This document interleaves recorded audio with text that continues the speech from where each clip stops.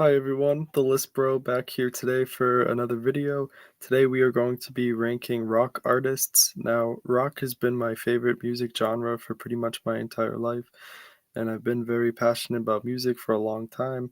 I've been a guitarist for 10 years, so rock is a genre I'm very fond of. So let's take a look at this list. I'm going to share my screen here.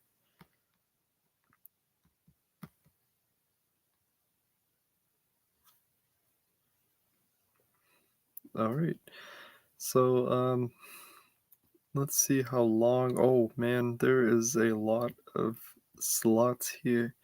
I may not know all of these bands, um, but if I don't, they will go in this don't know slash care section. So, I wish the writing wasn't so small on some of these, but looks like this is 30 Seconds to Mars. Now, to be quite honest, this is a band I only know a couple songs by. I know The Kill, which is a banger, and then they have another song from 2009. It's escaping me right now, but I used to listen to it a lot. So they're a band I could see myself listening to more in depth. As of now, I don't know, maybe two, maybe three at the most. Um, I think I've heard enough from them to go ahead and put them in a C tier, but that could change over time. I still have a lot more music to listen to in my life, so um, let's see here. I have no idea who this is. Is this just like a logo? Is that Three Doors Down? I have no idea, but since they're probably not anywhere else on this list, we'll assume it's Three Doors Down. Um, I would give them like a low B, assuming this is Three Doors Down. I really like their song "Here Without You." That is a very beautiful song that has resonated with me throughout my life. Their first two albums are pretty solid, especially the first one, "The Better Life," has some really good songs on it. Even the deep cuts are kind of interesting. I mean, they're not the most original band in the world, but they're enjoyable. I also really like their song "It's Not My Time." That was a little later on, but um, they're pretty cool, I guess. Uh, Day to Remember, I have heard of this band before, like the name. I think there's some sort of in some sort of metal category. I don't know. I don't know anything they do, so we have to put them here. A Perfect Circle. Now they're a band I just started listening to recently. As of now, I've only heard their first album and a little bit of the second one. But from what I've heard, they're great. They're gonna go in A tier. Um, Maynard James Keenan is a incredible frontman. Um, I might like them better than Tool, or at least just as much. I think they have really good songwriting. They're a really atmospheric and dark band, and I really like those elements in music. So they're really enjoyable. I mean, um, my favorite song by them right now is Judith. I know that's probably their biggest hit, but man, some of those songs from the first album, like The Hollow and Three Libras, just great stuff. All right, now on to ABBA. This is a band my parents like quite a bit. I only like one song they do, Dancing Queen. The rest of their discography, and I know maybe 7 to 10 other songs they do, and I'm not really a fan. I would have to put them in D tier. Um, I'm not crazy about this style of music. This band looks like they're called Accept. I have no idea who they are, so they're going here. AC/DC. Oh, we have to make a new category just for them. So they're quite a step down from ABBA for me, so we are adding an F tier to this list, and they are certainly going there. This band is fucking unoriginal. I mean, the musicianship is all right sometimes, but their riffs are all the same, and obviously the most offensive part of this band is the vocals. Now, the original vocalist Bon Scott, I mean, rest in peace to him and all that, but the truth is he was not a very good vocalist, and what do? They get someone who sounds just like him or even worse, I would say. They have some of the most annoying and cringy songs of all time, such as "You Shook Me All Night Long," "Hell's Bells," "Dirty Deeds Done Dirt Cheap." Like, these are just bad songs. And I'm someone who likes a little bit of dumb rock and roll from time to time, but this band is just grating and annoying, and I cannot stand them, and they're overplayed. Like, these rock radio stations, I haven't listened to FM radio in a long ass time, but all they would do is play AC/DC ad nauseum. It's like, can we move on, please? I mean, it's been 50 years of this bullshit and they haven't improved. In fact, they've probably gotten worse. I would take their 70s stuff over anything else that they're doing, and that's not saying much because that stuff isn't great either. All right. Now on to a good band, or at least they were good at one time, and that's Aerosmith. I'm gonna put them in B tier because if we're talking about their 70s material only, they would be A tier, but we have to take into account all the shit that came after it. Um, but starting with the good, their first four albums are freaking phenomenal. I mean, Dream On is an all-time classic, and it sounds unlike anything they have ever done. It's just a great power ballad and pretty much set the standard for that sort of thing. Otherwise, they're a pretty straightforward rock band, but those guitarists and their drummer, they're all very fucking talented. I mean, Steven Tyler's a unique frontman too. I mean, they just had a bluesy, really interesting sound. They have a really underrated song from their first album called One Way Street, where um, both guitarists are doing completely different things in the song, and it's just super experimental and fun. Obviously, Toys in the Attic is one of the greatest rock records of the 70s. You can throw Aerosmith Rocks right in there as well. So they had a good 4 or 5 album streak where they were on fire and stuff, and very inspirational to bands like Guns N' Roses. Um, However, their 80s and 90s material was really bad for the most part. There is one song, like, post 1982 that I like from them, and that's "I Don't Wanna Miss a Thing." That's a sweet song. It's not the greatest song in the world, but there's definitely some sentimental value in that one. And I guess "Janie's Got a Gun" is alright. Everything else is just a fucking disaster. I mean, some of these songs, they seem like they were made as a joke, like "Dude Looks Like a Lady," "Ragdoll," "Love in an Elevator." I mean, what are we doing here? And what's amazing to me is that these songs were the ones that were the most popular and got um, the highest rankings on the charts and stuff. And they had more sales than ever at this point in the late 80s, early to mid 90s. Um, it's unbelievable. Um, they really sold out. Like, this is a definition of a sellout band, starting with their 80s material. Um, So yeah, mixed bag with Aerosmith. I have a lot of respect for what they did early on, but um, their 80s shit is terrible. AFI, I've heard of this band. I believe they are a punk band, but I don't know anything about them really. Airborne's another one. I think I know like one song by them. They're like a metal band. I didn't really like the one song I heard, but I can't judge an entire band on that. So they will go here. All right, now who is this? I have no idea. They're gonna have to go here for now because I don't know what I'm looking at. Alanis Morissette. Um,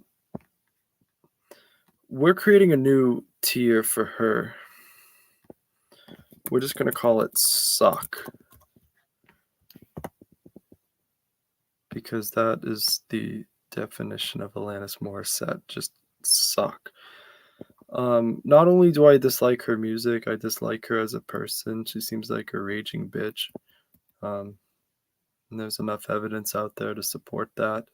But for the music itself, I don't even know how she qualifies as a rock artist. She's a pseudo like punk bitch that has atrocious lyrics that are self-righteous and self-serving ultimately. And it's amazing to me that Taylor Hawkins, rest in peace to him as well, was a drummer for her band because he was a lot better than working for this shitty project. Her two biggest hits, Ironic and You Oughta Know, are very annoying and completely overplayed, and um, I don't use this word often, but I despise this artist, and she may be the most overrated female artist of all time. Well, actually, no, there's a few others, but we'll get to that later on, assuming they're on this list. Mr. Alice Cooper, I'll put him in C tier. I mean, I'm not like a super fan or anything, but he has some cool songs, interesting style. I'm very fond of like 70s rock, so he fits right in there with that. Um, this has got to be Alice in Chains, right? I hate some of these pictures because it's hard to tell who it is. Um, Alice in Chains is an A, borderline S. They're incredible. I mean, um, their album Dirt is one of the greatest grunge albums of all time, but Facelift had some cool stuff too. Obviously, their Jar of Flies EP, even the self-titled had some decent songs. Uh, Lane Staley is one of a kind. He carries this band, even though Jerry Cantrell is probably at least one of the best grunge guitarists of all time. Their vocal harmonies are beautiful. Their lyrics are really deep and thought provoking. And I love the darkness of their music and just the honesty. Um, they were very influential. I mean, a lot of bands tried to rip them off and stuff. Um, their Unplugged is pretty breathtaking as well. And another thing about them is they're still going strong to this day. I mean, their new vocalist doesn't sound like Lee Staley at all, and he's not as good, obviously, but he gets the job done. And I mean, they still um, retain their elements from the 90s for the most part, and they're still kicking ass. So they've never really done anything like bad. Like I've never heard any one of their albums and said like, "Oh, that was just all right." They have a really strong discography. So I'm a big Alice in Chains fan. Who do we got here? Is that the I don't know. Anyone that I don't know or I can't read the logo. We have to put them in here. All That Remains is a band that I have heard of. I have probably heard songs by them, not realizing it's them. They're a metal band, I'm pretty sure. I get the feeling I wouldn't like them. So we're gonna put them in here. The Allman Brothers Band, I mean, I'm not really into them. I would put them in D alongside Alba because they're not the worst thing in the world, but I just don't really care about them. Alter Bridge. They're a band I have to listen to more, but from everything I've heard, I like them. They're solid. Um, put them right at the top of C tier. My two favorite songs from them is a song from their first album called Metalingus, which was Edge's theme song, WWE wrestler, one of my favorite wrestlers of all time. And then their song Isolation from 2010 is a freaking banger. I know more of Creed than Alter Bridge, Mark Tremonti's old band. Um, Miles Kennedy has a great voice. It can be a little grating at times, but overall he's super solid. I mean, the band's good. I have to check them out some more because I know maybe like 5 or 6 songs from them. America,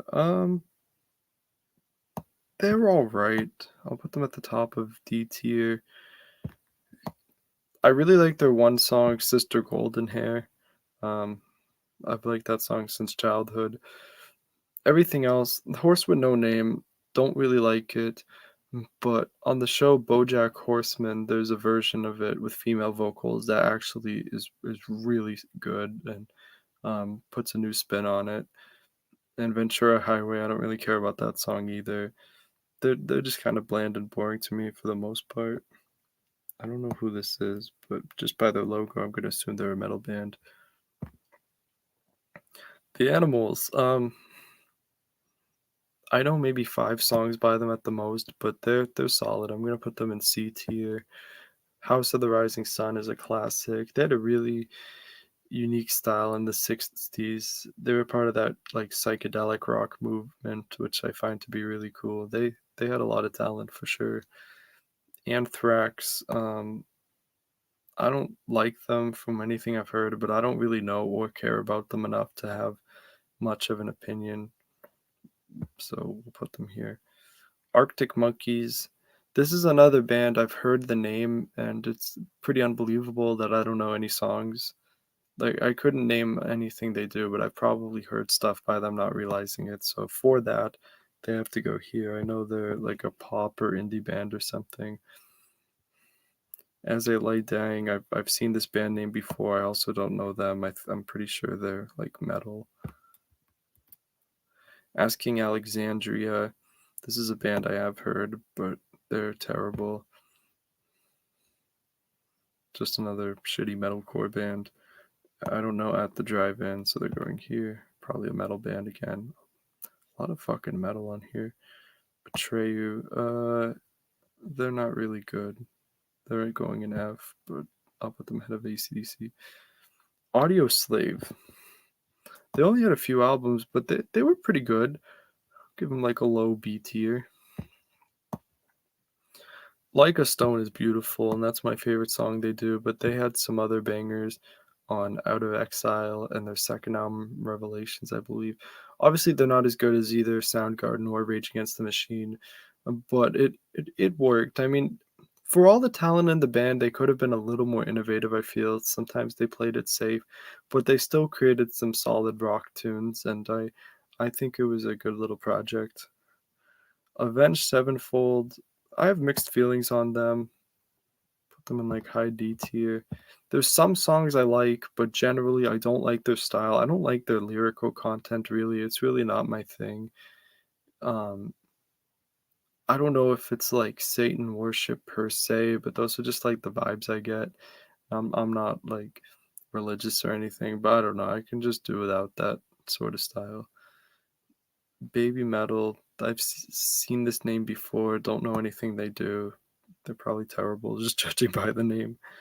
Bad Brains. I couldn't name one song they do, but I know I've heard them before. They're like a punk rock band, but they're the kind of punk rock that kind of like the Ramones, which I'm sure we'll get to them later, where every song sounds the same. So I don't know enough about them to really judge, but Bad Company, they're good. I'm gonna put them in C tier. Um, they have a few songs I really like, such as Feel Like Making Love, Shooting Star, Rock and Roll Fantasy. They have a song called Bad Company, which is good. Um, Several others. There's one, I forget the title of it, but it's about, he keeps saying, like, I'm in love or something to that effect. They have solid instrumentals. The guy has a good voice and stuff. They're just, I mean, they might be kind of run of the mill for 70s rock, but that style is pretty enjoyable to me. Bad Religion's the same as Bad Brains. I don't know anything about them, but I've heard of them and I know they're very influential. I don't know who this is. Bare Naked Ladies are awful. I don't know much they do, but just for that song, If I Had $1 Million, oh, that shit is so fucking ass. So it's got to go in F. All right, the Beach Boys. They're good. I don't listen to them that much. I would probably put them in C tier as well. Obviously, they're very influential, and um, man, they knew how to write a hook or a melody. Um, so, I mean, for a lot of people, they're probably higher, and yeah, in terms of their influence, they're probably like an S tier. But I just don't really listen to them. Beastie Boys.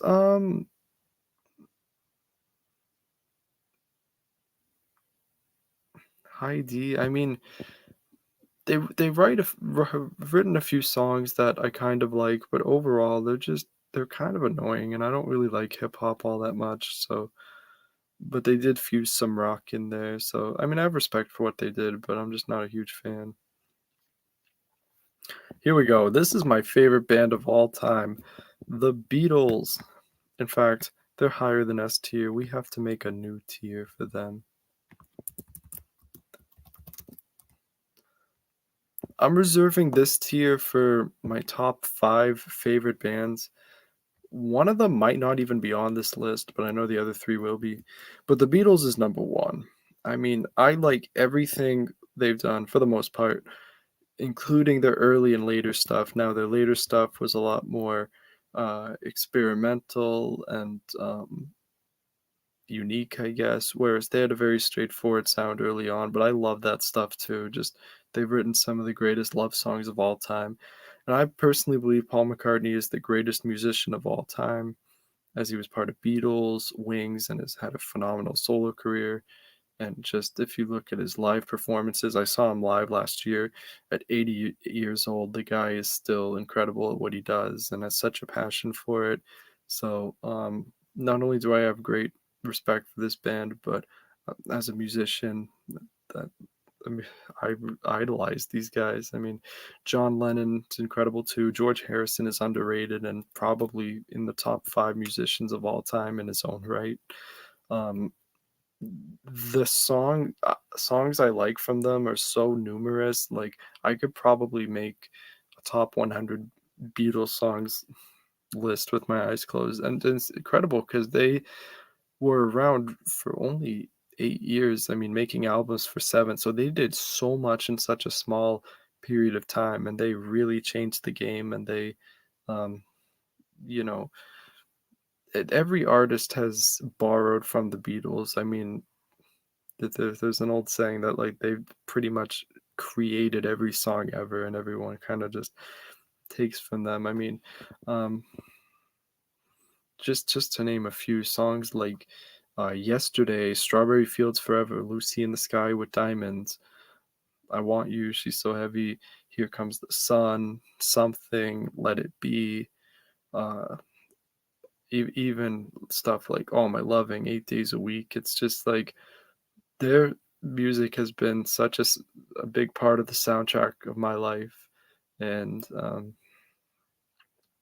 I just there's no better way to put it. I idolize the Beatles. I mean, they are music to me. I mean, to me, so even when it comes to my top 5 favorite bands, the Beatles are here, and my number 2 artist and everyone else is down here. It's that big of a leap.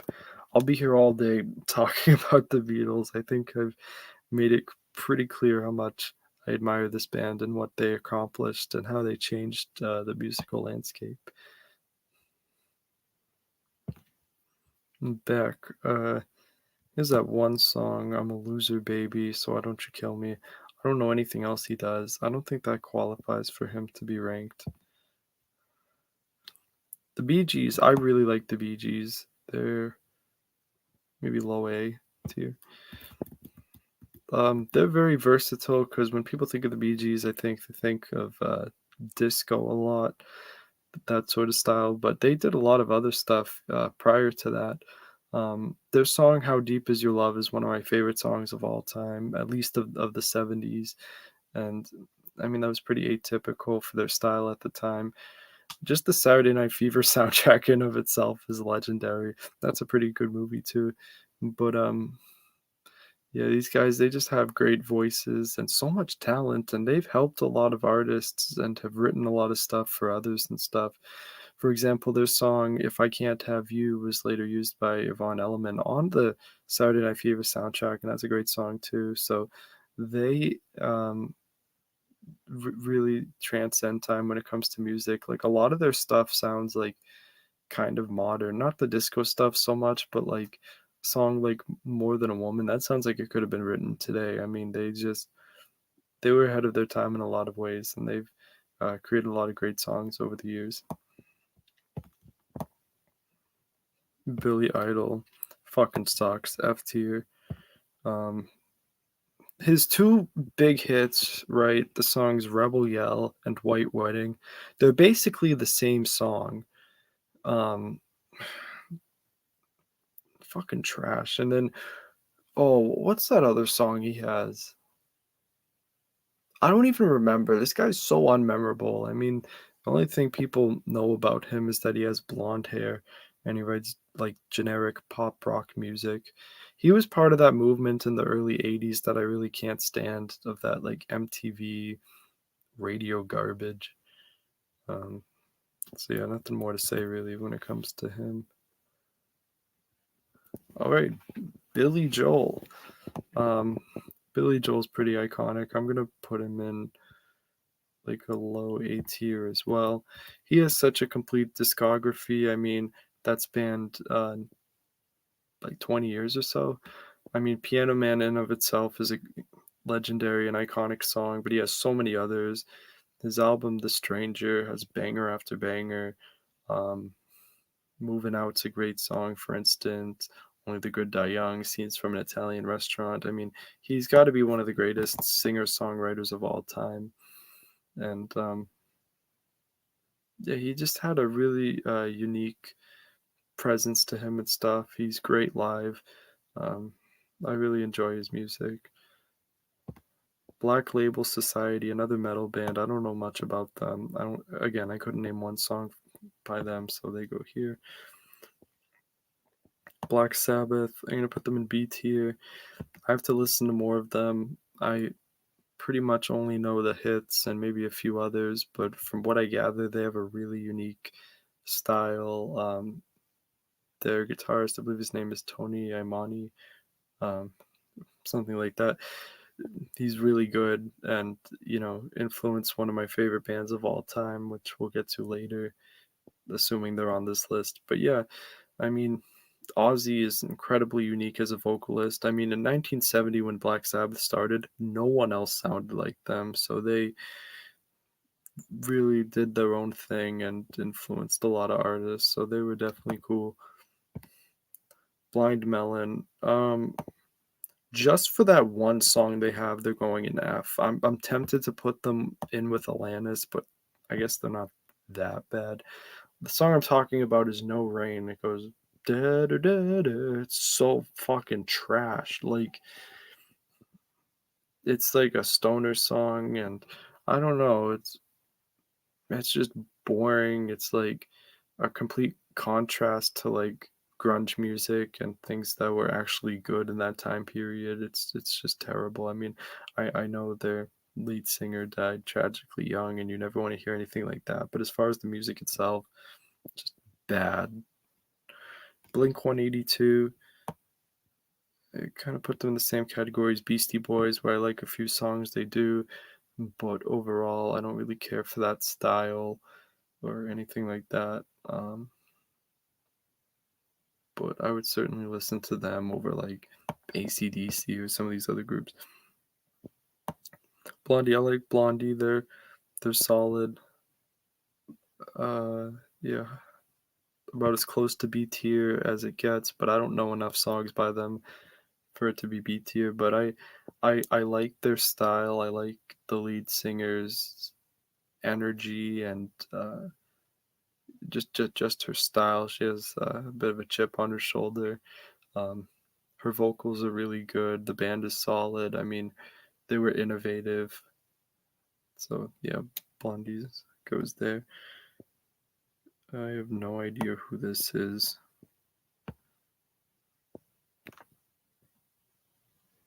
Blues Traveler. I don't know enough about him to put him on the list. Blur. I listened to Blur's first album and it's not good. I mean, I like that one song called Song 2. That's pretty interesting, but they're going in F, but they're a little better than some of these artists. Bob Dylan's an F. I mean, he's fucking horrible. He's overrated. Um, I don't understand the appeal. His voice sounds like nails on a chalkboard to me. Who is this? I have no idea. Bon Jovi, terrible. F. Again, we talked about it with Billy Idol. It was during that time with that MTV radio pop rock craze, and I can't stand that shit. I mean, Bon Jovi was like more like mid to late 80s, but Um, their vocalist has no talent whatsoever. He's another one who sounds like nails on a chalkboard. Um, some of his songs are just overplayed to death, and they're just boring. I mean, at least hair metal I can make fun of, but like this is worse. It's just so devoid of substance, and you can tell there's no passion in the music whatsoever. Boston, they're a great band. I'm putting them in A. Just for their first album alone, it's one of the best albums of the '70s. And I would go as far as to say their song "More Than a Feeling" is my favorite song of the entire 1970s. That song and "Foreplay Long Time" is right up there too. I mean, just epic masterpieces. Their guitarist was incredible. He wrote most of their songs. Brad Delp had such a unique voice and could really hit those high notes, and they just made some really solid stuff. I mean, they would probably be an S if they had a longer career. Their first 2 albums are really good. I don't really care for Third Stage as much, which came out, like, in the '80s, but, man, just for their first 2 albums, and especially the first, they belong right there. Breaking Benjamin is S for me. I mean, being a 2000s kid, I definitely grew up with them. Um, Interestingly enough, even though a lot of fans of this band really like their albums Phobia and Dear Agony, I'm not super big on those, especially Dear Agony. I didn't think was that good of an album. I like Give Me a Sign, and that's pretty much it. Phobia is all right, but the other 4 albums are great. I really like their Saturate slash We Are Not Alone era. Um, there's not a bad song on either one of those albums. And then ever since they made their comeback in 2015, Dark Before Dawn and especially Ember are great albums. I saw them live last year. Um, they still put on a kick-ass performance. Their instrumentals are incredible. They're emo kind of, but not too emo to the point where it's a turn off.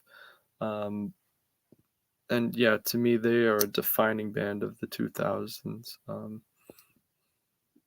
Really great vocals most of the time, and just solid albums. I mean, they've also now a lot of people talk about how they've never really changed over the years. This can be a pro and a con because they haven't experimented too much. Um, on the one hand, that also means they're sticking with what they're good at, and I guess if it ain't broke, don't fix it. But maybe on the next album, we'll see them change it up a little bit now that they don't have to really worry about um, radio airplay at this stage in their career. Boss, I assume this is Bruce Springsteen that they're talking about. I'll give him like a low C. He's had so many songs that I like some not as much. Um, but you know, he was pretty cool. He had a long career, and I respect what he did. He's clearly a very passionate performer and stuff. And loves what he does. So I really respect that when people love music and aren't doing it just for a quick buck. This is just like a white picture. Oh, Brian Adams. F. Not as bad as Bon Jovi, but I hate that song Summer of '69, and I hate anything else he does. He is the master of writing horrific ballads. Bullet for My Valentine. I heard of them. I couldn't tell you one song. Wait a second. Actually, are they the band that does that song, Your Betrayal? Yeah, I hate them. They suck, but I don't know anything else by them, so we'll put them here. Bush is a solid band. I'm gonna put them in B tier. Um, they're kind of a one album wonder because 16 Stone is one of the best post grunge albums of all time. I mean, there's not a bad song on there. And everything else is just kind of like a melting pot of like mediocre to above average rock, but still I think they're solid, and they're a band that maybe they could mix it up a little bit more. But I think they're pretty solid overall. I don't know who the Buzzcocks are. Cage the Elephant is trash. They're going in F tier. I mean, above all else, they have one song that I cannot stand. It's that "Ain't No Rest for the Wicked," and it got played on the radio all the time, like 10 years ago or whenever it came out. And I just always found it obnoxious the way he sung. They're like a pseudo indie band, but you can tell they're clearly made for radio airplay. Cannibal Corpse, I've heard of them, but I'm not really into metal, so most of those bands are going to go into this category. The Carpenters, um, I don't think I know enough about them. I know it's a guy and a girl. They might be brother and sister. From what I've heard, they're like okay, but I don't really know. Cheap Trick sucks. Overrated. Um, that song "I Want You to Want Me" is just fucking annoying. I mean, I want you to want me. Like, nice fucking lyrics. Chicago, they're good. I'm gonna put them in B tier. Um, they've had a long career. They've had like over 20 albums or something. And I mean, of course, everyone knows the hits 25 or 6 to 4, You're the Inspiration, but some of their lesser known singles are really good too. Their vocalist, Peter Cetera, just like with Brad Delp, has a great voice, hits the high notes. He might be even better than Brad Delp in that regard. Um, they, they're cool because they have like an orchestral section. Um, it's not just like a rock traditional rock setup with like guitar, bass, and drums. They include a lot of instruments, and I think that's cool that they're diverse in that way. Chuck Berry, I mean, does Johnny B. Good and a really bad version of Rudolph the Red-Nosed Reindeer. Influential for sure. I don't know much about him, so or really care, so we'll put him in here. The Clash are not good. I'm gonna put them in F. I mean, I like Rock the Casbah a little bit for comedic value, but this band is overrated. You wouldn't believe how often I see people calling them the greatest band of all time. And honestly, their vocalist is a fucking joke. Like, he sounds like he's can't even contain his laughter while singing. Like, I hate bands like this that are like immature and not taking the music seriously. It really pisses me off. They're annoying as fuck as well. I feel like I'm saying that about a lot of these bands. Um, Coldplay, they were okay. Put them the top of D tier. I mean, there were some songs by them I really like, such as Clocks, Viva La Vida, and I forget the name of it now, but a couple years ago, recently, they did like a 10-minute instrumental song, and I actually thought that was really unique and interesting. When a Sky Full of Stars is alright, you know what? They've done enough good where they can go in low C tier right there with The Boss. They're not my favorite band in the world, but you know what? They're respectable to some degree. Um, their sound overall, though, is very stale and stagnant, and um, I haven't listened to their entire discography. I'm mostly basing this on their singles. Is this the Cranberries? Man, it's a good thing I have good eyesight. These letters are so small. They're solid. I'm gonna put them in C tier. I only know a few songs by them, but they have a unique style. I really like Zombie. Rest in peace to their front woman. That was tragic what happened there. Cream, this was Eric Clapton's first band. Well, actually, no, not his first band. I believe the Yardbirds came first. They're great. I'm putting them in B tier. For such a short time, they made a big impact and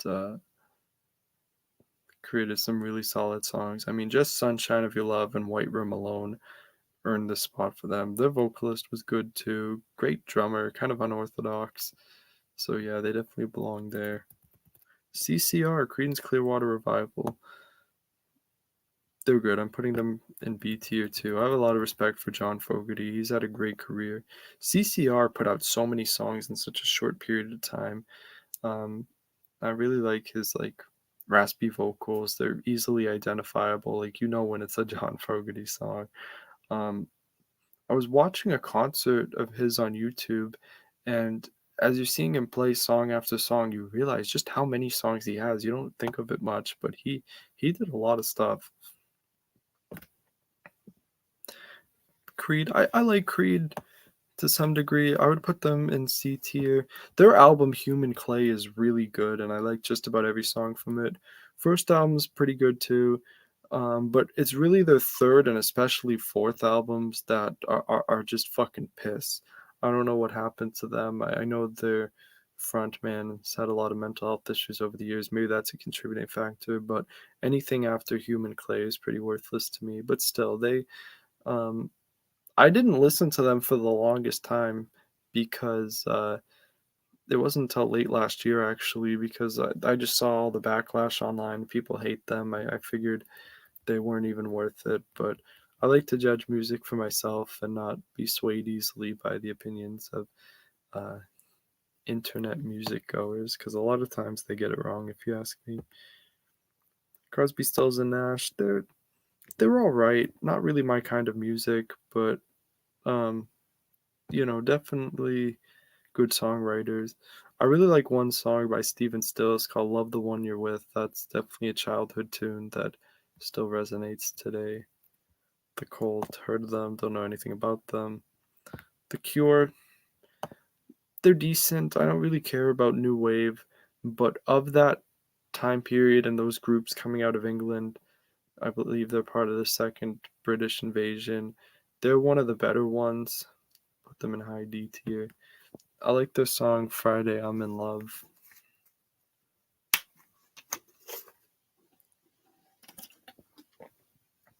Danzig, they have one song I know, but I don't like it. But that's not enough to really judge them, so we'll put them here. Wow, we're at 40 minutes already, and we got quite a ways to go. Dave Matthews Band, not a fan. F. They're just kind of irritating to me. Although I will say this, Dave Matthews features on a song by the Blue Man Group of all people called "Sing Along," and that he has a really good performance in that song. Oh, this guy. Okay. We're gonna put him right in there with Alanis Morissette and "Suck." A lot of you are gonna hate on me for this. Rest in peace to David Bowie.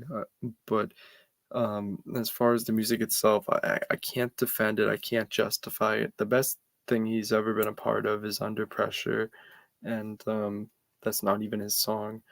And I will admit, I kind of like Changes, but mainly for the lyrical content. I wish it was a different vocalist.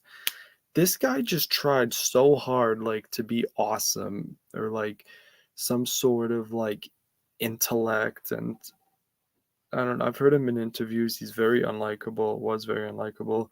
And he just implemented weird like sound effects into his music. Like he tried so hard to be like different and innovative. I don't understand the appeal. I don't just dislike him. I hate his fucking music. I mean, he's atrocious. He's probably the worst artist on this list other than Alanis Morissette. But we'll see. I may be surprised. There may be worse. Days of the New F. I tried listening to their first album. It's, oh my god, it's boring. The musicianship isn't bad, but like holy fuck, all of their songs sound the same. They're not even that good. I had high hopes for them because I listened to them because a lot of people on Rate Your Music, a website I frequent quite a bit, sung the praises of this artist, and I just think they're bland. And like then some of their criticizers say that they ripped off Alice in Chains, but I don't even think they sound like them. I just think they sound like it sounds like your friend would at a campfire. It's just like really amateurish and not interesting at all. Dead Kennedys, don't do they do Holiday in Cambodia? I hate that song, but I don't know anything else they do, so we'll put them in here. If I only know one song by an artist, they go in the don't know or don't care category. I don't know who this is. Deep Purple, they're solid. Gonna put them in C tier. They have more than just Smoke on the Water. They're really interesting. They have a lot of good instrumental sections, and they're I don't know if they're considered psychedelic rock, but they're part of that like late 70s movement that I really enjoy.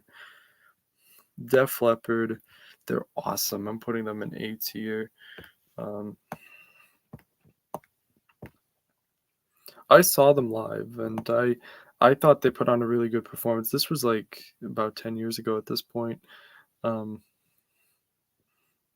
their albums, both Pyromania and Hysteria, are some of the greatest albums of the 80s. Um, they have great vocal harmonies, really heartfelt lyrics. I don't know if they're considered hair metal, but they're a lot less cheesy and more earnest, I guess, uh, than their contemporaries. Um, great instrumentals, amazing guitar solos. I mean, to me, there's nothing not to like about them, except I don't really like "Pour Some Sugar on Me." I think that's kind of a goofy song, but um, for the most part, everything else I've heard is really good. Deftones, A tier. I don't know everything they do. I haven't listened to all their albums. I've only listened to the first two. I really got to listen to White Pony because I hear that's good. Um, and I guess just talking about their first two albums, Adrenaline's great and underrated. I mean, people don't even seem to regard that as part of their discography, but I mean, I think it's great. It's unlike anything they've ever done. I love their song Bored and a few others like Minus Blindfold and Root. I mean, just fucking bangers on that album. And then the second one is obviously great. Um, kind of in line with that first album, but after that they changed quite a bit and they became quite experimental. I've been listening to the song Swerve City a lot. That's a great one. I've been trying to get more into them because I admit at first I didn't really like them. I thought they were a little too weird and out there, but and also this song Hexagram fucking rules. I mean, they have probably 20 to 25 to maybe 30 at the most songs I like. But they're a band I intend on listening to everything they have um, at some point down the line. Obviously, Change in the House of Flies is a great song. I believe that's the first song I ever heard from them, and I'm like, whoa, who is this? They're different. They're interesting. Um, so yeah, we'll have to see. I hear Diamond Eyes is a great album. I'll have to check that out. Um, yeah, I mean, I will say this, I hate anything that's trendy for the most part because that's just what it is. It's a trend. It's not people being honest with themselves about what they like. It's them following, like, the masses, and it's like, have a fucking mind of your own. I'm really tired of people pretending to be Deftones fans for clout. It's kind of the same thing as, like, Nirvana, but, I try to disregard that as much as I can and just be true to myself and what I enjoy. And from everything I've heard, I really like this band, and I intend to listen to more of them. Depeche Mode, I know a few songs from them, but they sound pretty interesting and innovative. I'd put them in the same category as The Cure, maybe a little bit higher. Um, I like their electronic sort of sound, and I usually don't like electronic music. I mean, I don't mind if electronic elements are used like with a certain nuance, like in rock music, if they're not in the forefront, but this is an exception when it comes to them. Devo, they're not a serious band, so I'm not gonna like dignify them by ranking them. They're, they're like kind of a joke band. Dinosaur Jr. heard of them, don't know anything they do. Dio, I only know one song they do, but it's so fucking horrible that we have to put them in F tier. That song Rainbow in the Dark. That song is just horrible. With those like shrieking vocals, like holy shit. Talk about annoying. Dire Straits, great band. B tier. Um Sultans of Swing is just a fucking masterpiece. I really like Money for Nothing, So Far Away. Uh Walk of Life's actually good. I know some people don't like that one, but it's very nostalgic for me. Mark Knopfler is a great guitarist and not the greatest vocalist, but it works somehow. There's something really familiar and warm about his voice. So yeah, they're good. They are. One of these days, I gotta listen to a full studio album by them. The Doobie Brothers, they're all right. They're like borderline C tier. I don't know much of their material. I actually like their pre Michael McDonald stuff better than when he joined. His voice is a little wonky to me at times. The Doors, I like them, maybe not as much as my parents. I'm gonna put them in C tier. Their lyrics are phenomenal. Um, and I really like the element of like keyboards in their music. Um, but I don't find myself listening to them regularly. I've heard of Dope. I don't know anything about them except there's a meme going around right now about how pitiful one of their guitar riffs are. For its like simplicity. Simplicity in music is okay, but like this was just an extreme case of it where no effort was put into the riff. Dragon Force. I've heard of them and I know their whole shtick and stuff, but I don't care enough about them to rank them here. Dream Theater, heard of them, don't know or care about them. Drowning Pool. This is tough for me. I'm gonna put them in C tier right here with Creed because I love their first album, and I'm not gonna say it's one of my favorite albums of all time, but there's not a bad song on it. And Terror Away is a fucking beautiful song. Their second album's all right. It really is, but anything after that, just bad. I don't know what happened to them. They lost their edge and they just became generic as fuck. It's really sad what happened with their lead vocalist Dave Williams. I think they would have been much more. They probably could have been an A tier band had they stuck around with their original vocalist. The second lead singer kind of got the job done on their second album, Desensitized. That was all right, but anything after that, not good. Duran Duran, uh, I don't really care about them. They're kind of boring to me, and they're part of that 80s weird MTV radio era that I've already said I don't really care about. The Eagles, I like the Eagles. They're gonna go in B tier. Um, I actually probably like their later stuff, mid to later stuff than their early stuff. Like a song like "Take It Easy," I can kind of take or leave. But other stuff like "One of These Nights," "Take It to the Limit," "Hotel California," uh, I actually like "The Long Run." Lion Eyes, Already Gone. Well, here's a funny thing about them though.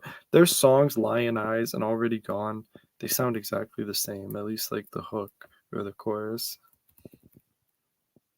ELO, Electric Light Orchestra. I think that's who this is. Um, I like them. They're solid. I'm gonna put them in C tier. Um, Don't Bring Me Down and Evil Woman are my two favorite songs they do. They have an interesting style. Um, they didn't really sound like your typical like 70s rock band. They had some unique elements for sure. Elton John's one of the all-time greats. I gotta put him in A for sure. Fuck it, I'm putting him ahead of Deftones.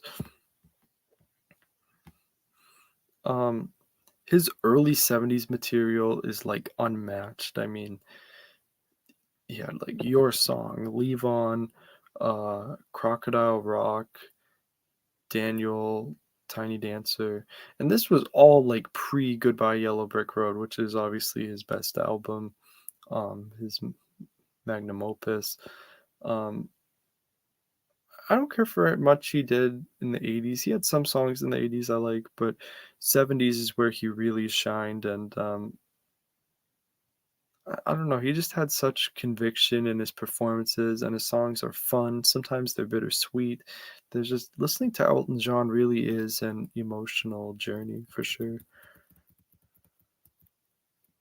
Elvis.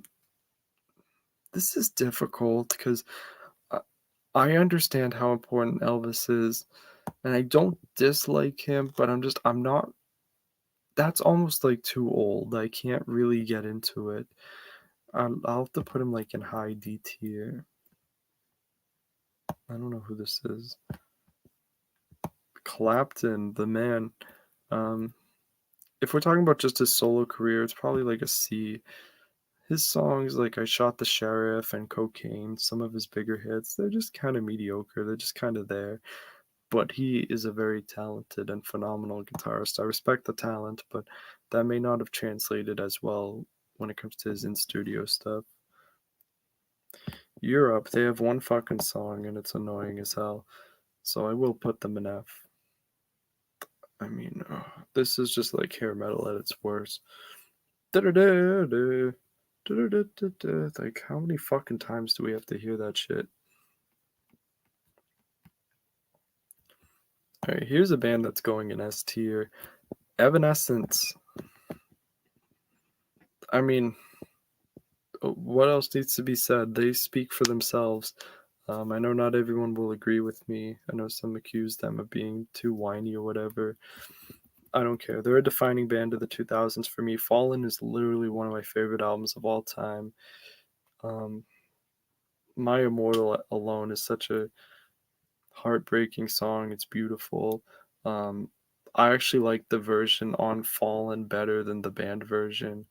I know Amy Lee and the rest of the band would highly disagree with that, but I think it's one of the few times the label made the right decision when it came to that.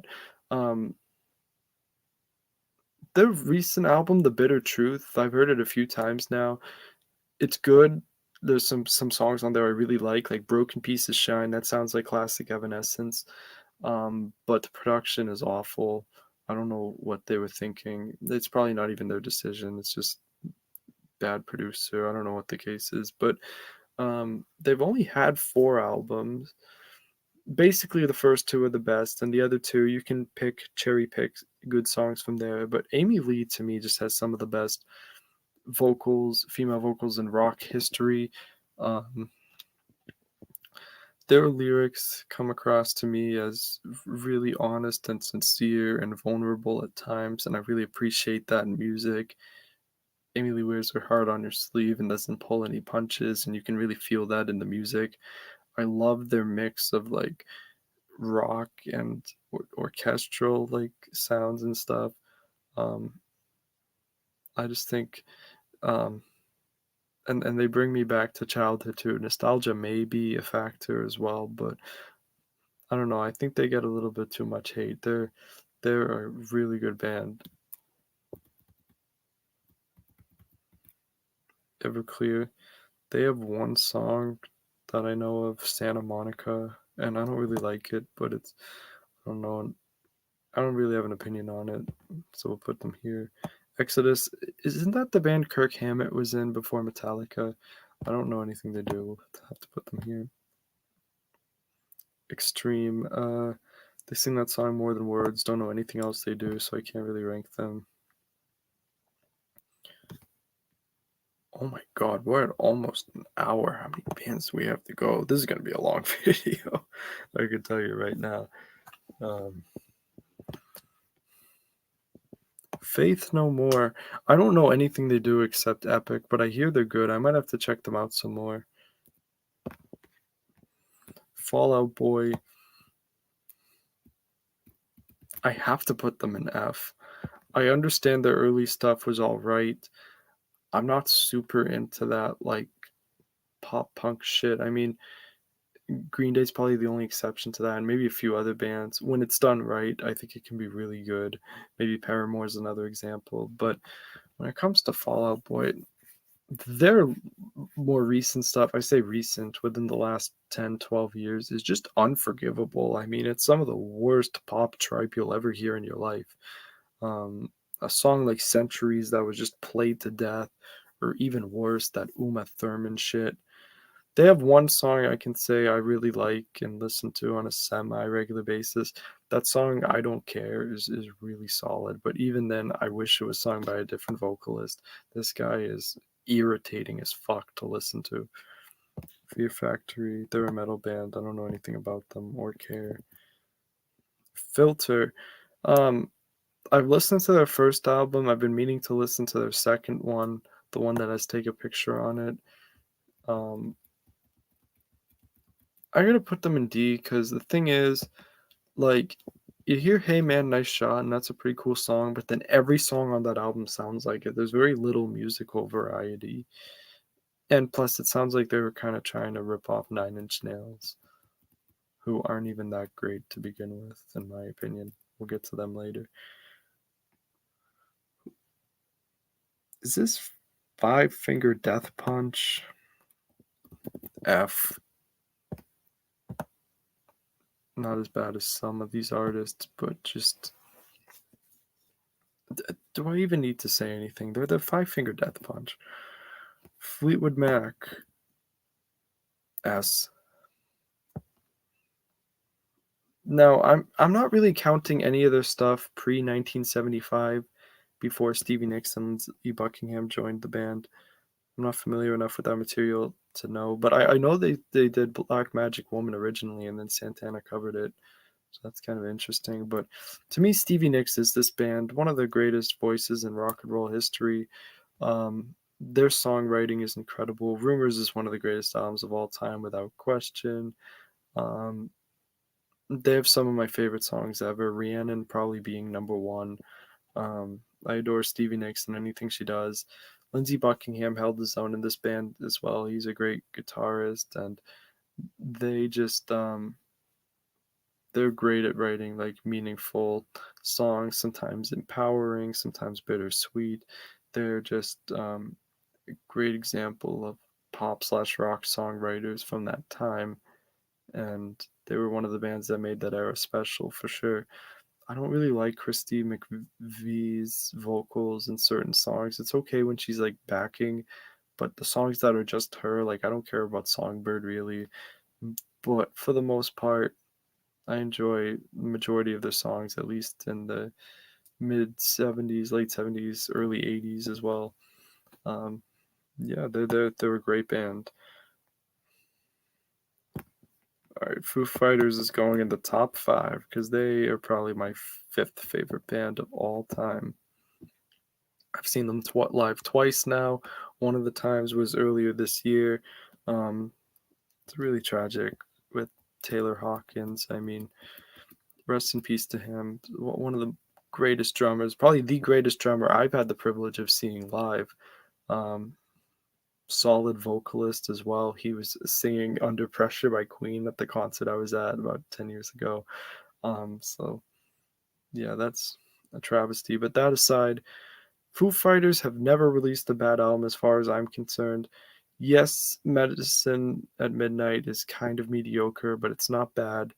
And then their album One by One does have a few not so great songs, but it still has All My Life and Low, so you can't really go wrong there. To me, their best album is their first one. I don't care what anyone says. Just the Foo Fighters, when they were like being shoegaze, and we heard an example of that on their song Rest recently. That is peak Foo Fighters. Songs like Good Grief, Oh George, Ecstatic, Floaty, Exhausted. That shit takes you into a different world. It's phenomenal. It's like hypnotizing hearing those songs. Um, but aside from that, even if you want to look at just their singles, they're a singles machine. I mean, there's My Hero, Everlong, Monkey Wrench, Learn to Fly, All My Life, Times Like These, Big Me, This Is a Call, I'll Stick Around, Best of You, The Pretender, Walk, These Days. Like the list goes on of just all the and those songs are good. Not one of those songs I just mentioned are bad in any way or uninspired. They're great rock anthems, and I mean, especially Everlong is just such a beautiful song. I mean, Dave Grohl is one hell of a songwriter, and he only gets better with age.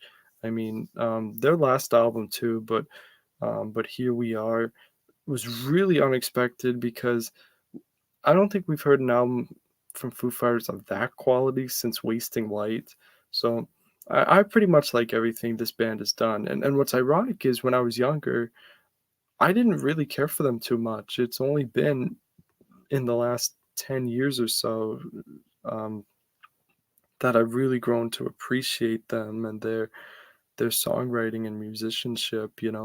Um, every band member plays their role to perfection, and Dave Grohl is just such an inspiration to me, and they all seem like stand-up guys. I mean, to me, there's nothing to not love about Foo Fighters. They are like peak music as far as I'm concerned.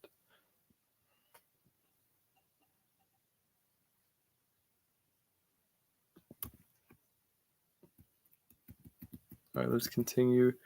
Foreigner, another band I saw recently on their farewell tour. They're great. I mean, their first four albums are awesome, and even some stuff after that is pretty solid. Um, Feels like the first time is one of my favorite songs of all time, at least of the 70s. It's beautiful. There's something longing about it. Um, in general, I'd say their first two albums are the best. I mean, Lou Gramm is one of the all-time great rock and roll voices. Um,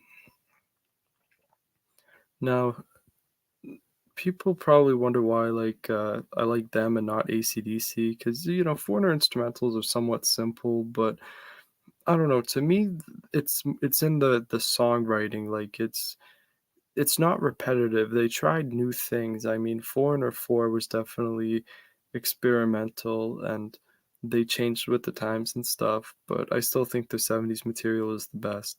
Um, I don't know. I think their guitar riffs are pretty cool and they're another hits machine. I mean, Cold as Ice, Hot Blooded, Head Games, Urgent, Waiting for a Girl Like You, just to name a few, and those are all great. I guess the only big single of theirs I'm not a huge fan of is Jukebox Hero, but even that's pretty solid, and I like it more ever since I saw it live. So they're underrated. The fact they're not in the Rock and Roll Hall of Fame is it's a fucking travesty. I mean, you look at some of this other shit that's in there, like Nine Inch Nails or even some of these like rap artists that are in there. Just put fucking Foreigner in. It's long overdue. I don't know what the deal is there. If you look at just how many records they sold, how often they were played on the radio, and just how many fans they built over the years, of course they belong. It's not even a question. I've heard of this guy. I don't know anything about him. Um, Fuel. I just listened to their first album. Um, what was it? Oh, Sunburn, and I really like it. Just for that, I'm gonna put it in B tier. And then other than that, I only know two songs they do. Of course, I know that song "Hemorrhage in My Hands." That was a huge hit, and I know a song called "Leave the Memories Alone," which did not have original vocalist Brett Scallions because that song was used for Ric Flair's retirement ceremony of the WWE. But I'm going to listen to their second album and maybe even more if I continue liking them. Their album Sunburn was such a pleasant surprise because for years I've been hearing people say this band is generic, but um, man, there's a song on that album just called Untitled that fucking rocks. And then they had some really cool um, songs on there which had a lot of pop hooks, songs like Sunburn, Shimmer, Song for You.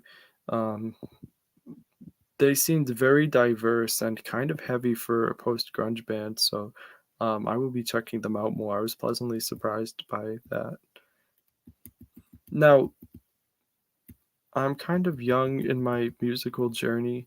Like, I'm going to be listening to a lot more music in the coming years, and some of my opinions on these may change. And some of these bands that are in here, I might start listening to more. Not all of them, like any of the metal ones, I don't really care about. But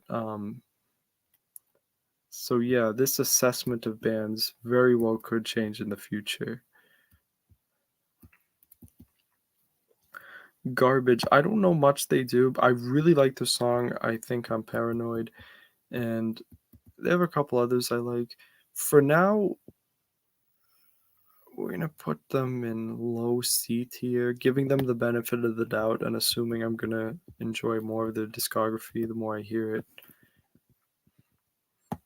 Genesis, they're cool. I'm gonna put them right there with Garbage and low C tier. I mean, they're kind of just there. I like Phil Collins and I like Peter Gabriel, but I think they did better songs on their own, to be quite honest, than in Genesis. But still, they had some unique songs and interesting song textures and that sort of thing. I know they were very popular. George Thorogood and the Destroyers is F, despite the fact that they do Bad to the Bone, which I actually like, but anything else they do, oh, I hate that fucking blues sound. It's so obnoxious, and this guy has one of the worst voices in rock and roll, without a doubt.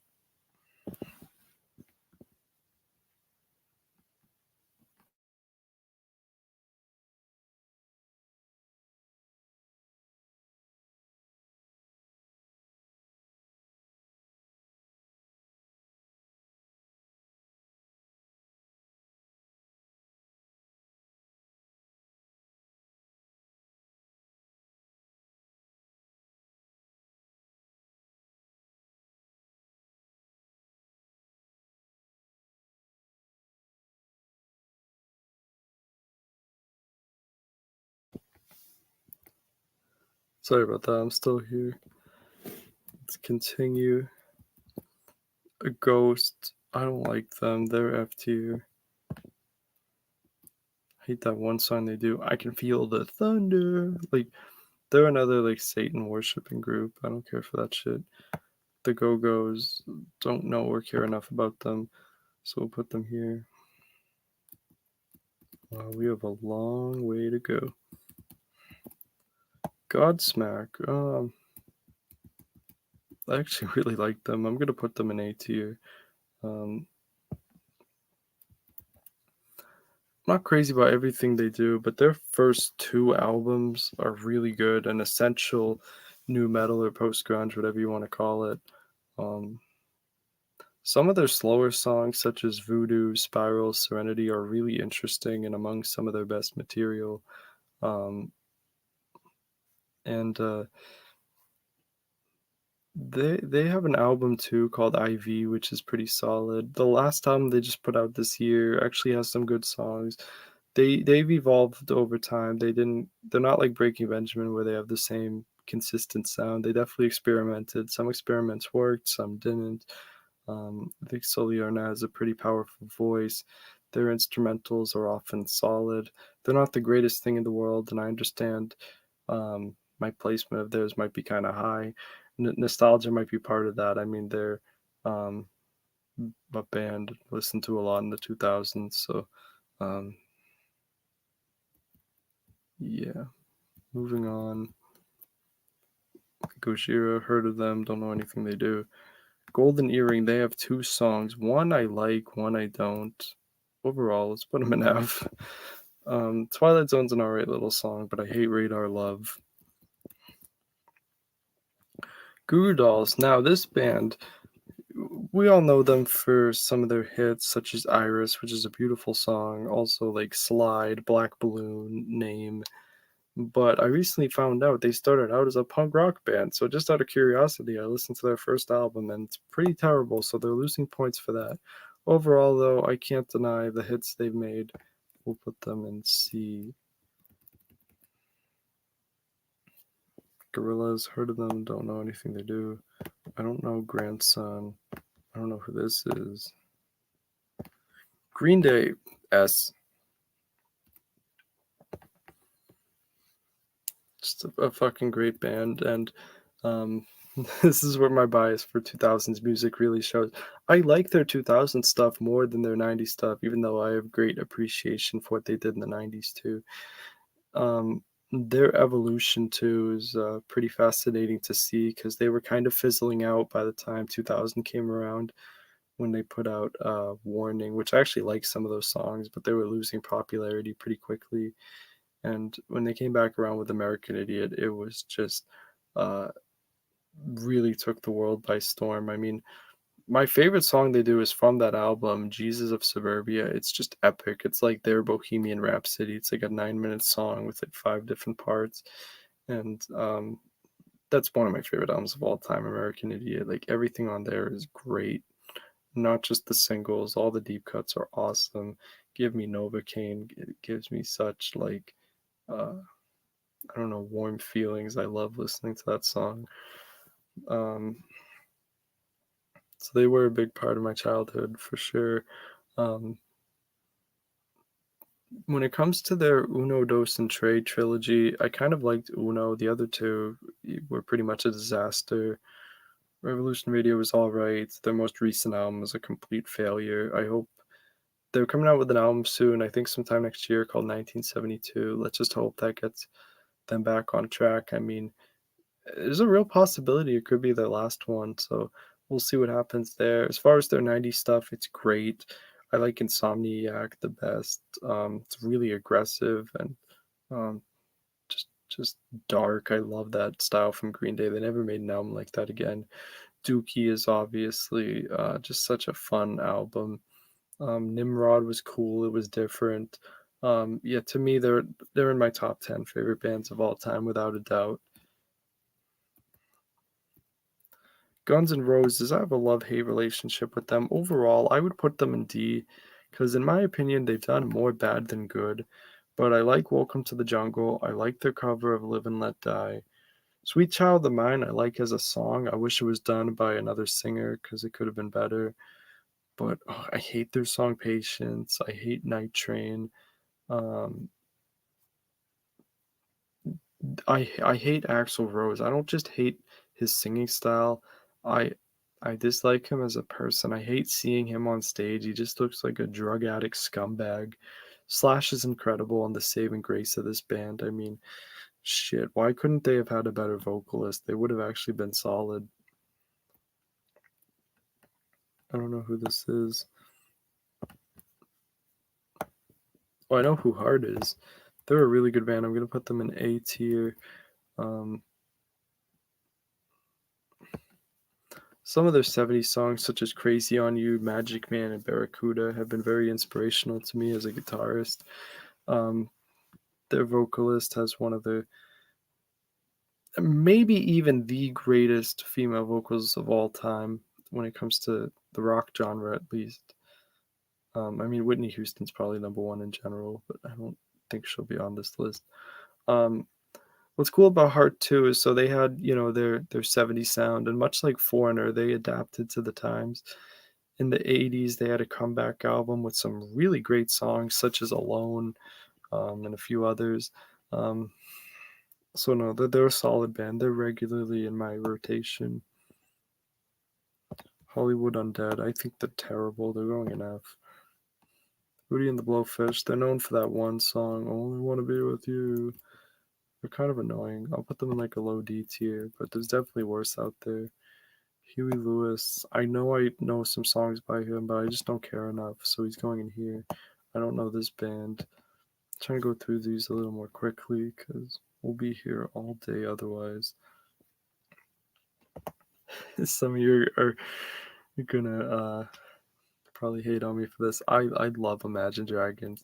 I saw them live last year, and I like them even more. I'm gonna put them in A tier, even ahead of AIC. I'm sorry. I know, but I can't deny what I like. I will say this: their last two albums were basically a train wreck. Well, I can't say that because okay, we're talking about Mercury Act 1 and 2. There's like over 30 songs if you combine the two efforts. You can construct an album if you take 10 songs from each of those, the best ones. That's a solid album because some of the songs, such as Bones, Sharks, Wrecked, Dull Knives, and a few others, are actually good, but there's a lot of shit on there too. So that kind of prevents them from being in S tier. But their first four albums, well, I really should say their first two and their fourth album, because I don't. Evolve had some good songs, like I don't know why and whatever it takes. Everything else on that album I don't really like though. But Night Visions, Smoke and Mirrors, and Origins, all great albums. I think people will respect that I like Night Visions and Smoke and Mirrors.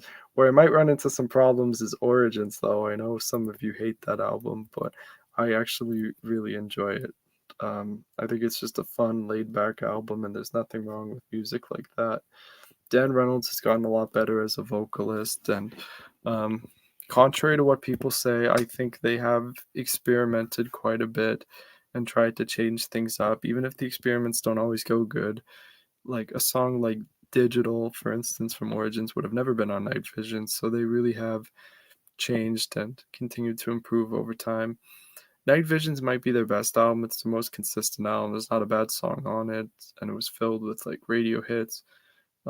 Smoke and Mirrors had some kind of quirky songs, some like rock songs like Friction. So you know, I can attest also that their musicianship is actually really good after seeing them live. Like, they have a great drummer. Their guitarist is really underutilized. I wish they wouldn't use as many electronic beats. They would let the guitarist shine a little bit more, but he's no slouch. He knows how to fucking wail on that thing for sure. So no, I think Imagine Dragons are good. I think their lyrics are actually really solid. I mean, especially when you look at some of these other bands. Um, like, I mean, for instance, sit here and tell me that 30 Seconds to Mars has better lyrics than Imagine Dragons. You know what I'm saying? Like, I think they're kind of underrated in that aspect.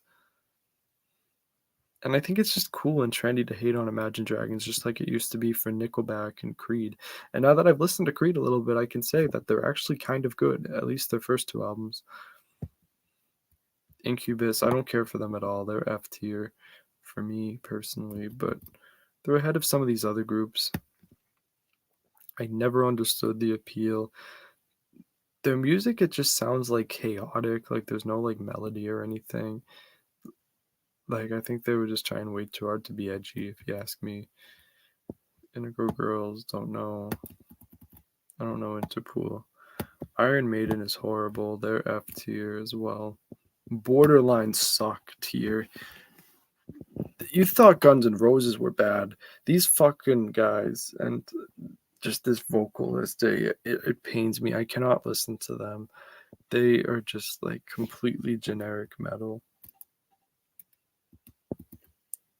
Hey, another band that we're gonna put in the suck category. Well, actually, the other two are just solo artists. So this is the first band we're putting in suck territory. Worse than Bowie, but not as bad as Alanis. We're talking about Jane's Addiction, of course. They're known for their two songs, Been Caught Stealing and Jane Says, which might be the worst song ever made. Um, to me, they remind me of Blind Melon, but they're worse. Like they just make these weird, like happy-go-lucky songs. It's trash.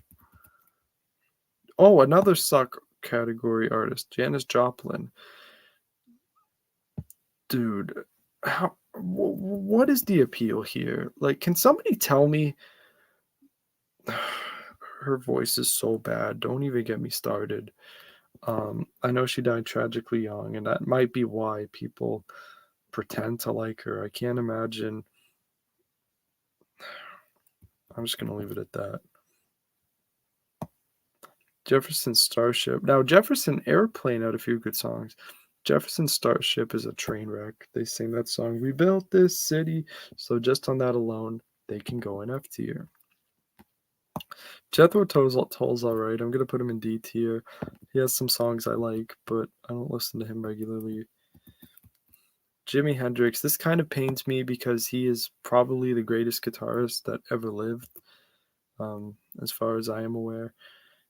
But his band, it mainly has to do with his vocals. I wish he had a better vocalist, but I can't get into the music for that very reason. I'd rather watch him live than hear anything he does in the studio. Jimmy Eat World, they're known for that one song in the middle. I don't know anything else they do, so we're putting them in here. Joan Jett completely sucks. We're gonna put her in this suck category. But you know what? I don't want some of these other artists to diminish how bad um, Alanis Morissette is. We're gonna put Alanis in her own special category because she's way worse than anyone in the suck category. Fuck her, man. But put Joan Jett ahead of Janis Joplin because at least I can understand what the fuck she's saying. But she's mainly known for her two songs, "I Love Rock and Roll" and what's that other stupid one? "Bad Reputation." Like, I don't know. The reason she's ahead of Janis Joplin is like it's kind of along the same lines. Like they both suck. Let's just be real. Johnny Cash. I mean, he's not really my style. I respect what he's done as an artist. I'm gonna put him in high D tier, right up there with Elvis.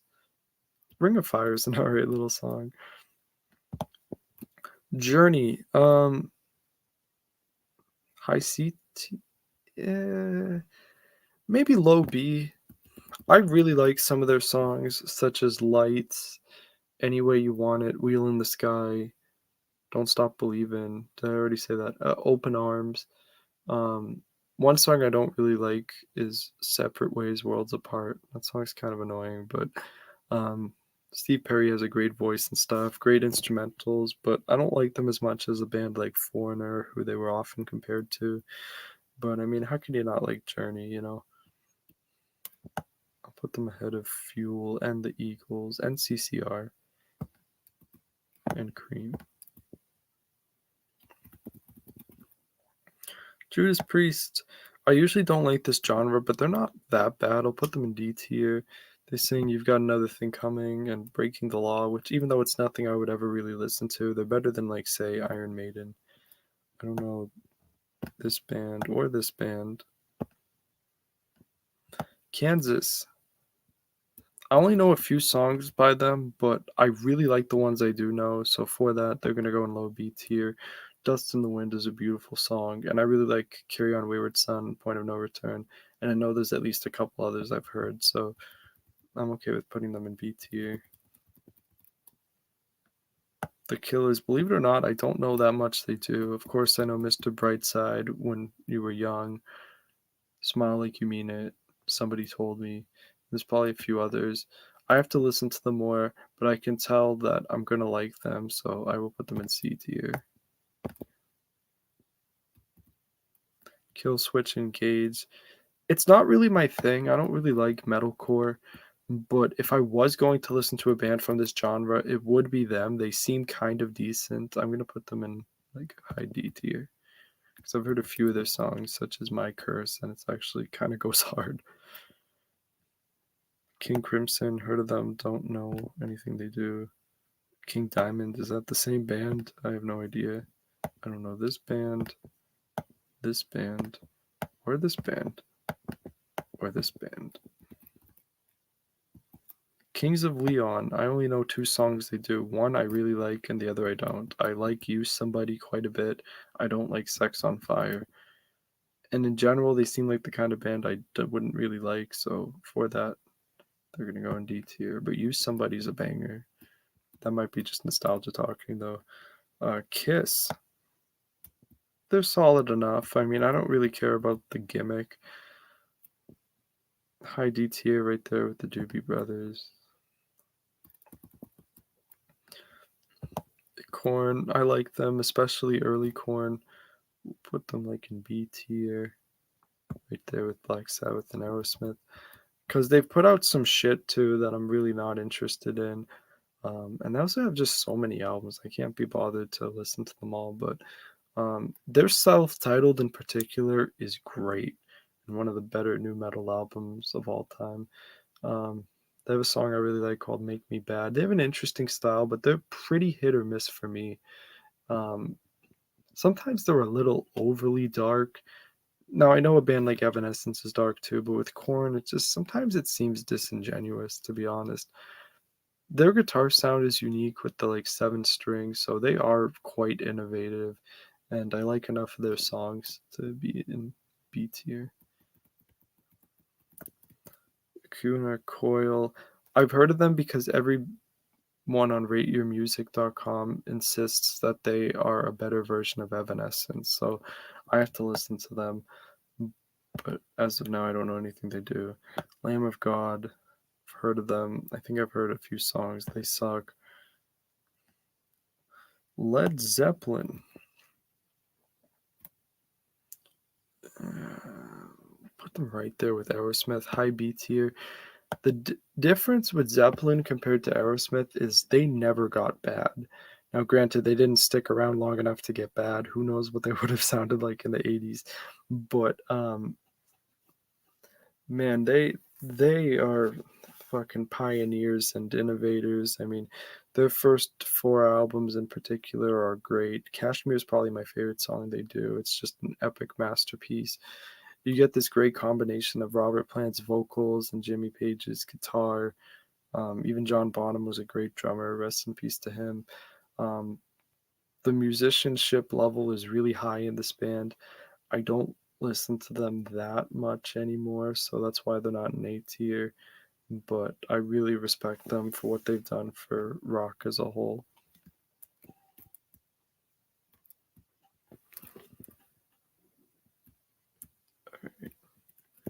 What do we got left here? All right, we're moving through this. I'm trying to go through it quickly, but I want to give at least the bands I like a good little synopsis if I can. Limp Bizkit, I don't think they're that good. There's worse out there. We'll put them at the top of F tier. I mean, they're kind of what people make fun of when it comes to new metal because there's actually some solid new metal bands, but I don't know. To me, they're like the Devo of new metal. They kind of just make joke music. Although I do like a couple songs they do, I must admit. Linkin Park is a top five band for me. In fact, probably number two, right behind the Beatles. Um, Now they started out as new metal, but they really evolved. They well, other than the Beatles, of course, they're probably the best band ever that has two vocalists that play off each other in a very different way than John and Paul did, but still really interesting dynamic nonetheless. Chester Bennington has had one of the greatest voices in rock and roll history. Rest in peace, Chester. You are missed, man. I mean, it's fucking so sad. I mean, he had so much more to give as an artist and as a person. Um, it's truly upsetting to think about. But as far as the music itself, I mean, their first six albums, they had seven albums, but the first six albums, that they're just fucking perfect. And the last album, One More Light, it's grown on me since. I hated it at the time, just like I'm sure most of you did. I still don't like every song on it, but man, like Sharp Edges and One More Light are just beautiful songs. Um, my personal favorite album they did was Meteora, and I can't believe that all these years later, we're getting some vault songs from that time, like Healing Foot, Fighting Myself, Lost. It's all just great stuff.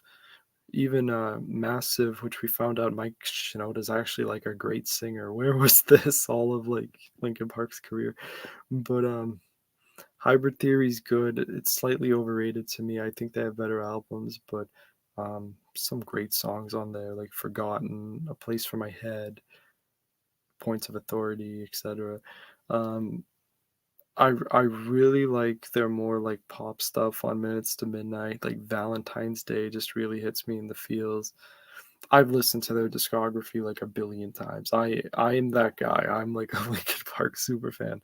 Um, Thousand Suns is incredible. It was a great experiment. Maybe it didn't need so many interludes, but I don't know. I think as a cohesive unit, it all really works. Living Things is underrated as fuck. It kind of combines like everything LP had done on the last four albums and turned it into one like epic thing. The Hunting Party was really interesting. I don't think anyone expected that when in that stage of their career. I was like 14 when it was coming out, and sort of just getting into them at that point. Maybe a few years before I was into them, but yeah, like when I heard Guilty All the Same drop, I'm like, what's this? That album is underrated. It doesn't get talked about enough. I mean, they started out like their guitarist Brad Delson and their drummer Rob Borden. they were kind of basic at their instruments at the start, but by the time you get to the hunting party, they just like were on another level, which shows that either they really improved or they were just always that good, but kind of restrained themselves for the sake of the music so that Chester and Mike and perhaps the DJ could shine a little bit more. That's another thing. They're a new metal band with a DJ that's actually good. He actually adds a lot to their music. Songs like Paper Cut, uh, Numb, that's all him. Those like synthesizers or programming, whatever it is he does. And then he has two solo songs on those albums, Cure for the Itch and Session, which are just like as good as it gets when it comes to electronic music. Um, they're another band that's a singles machine. They have so many uh, songs that were singles. The examples are numerous.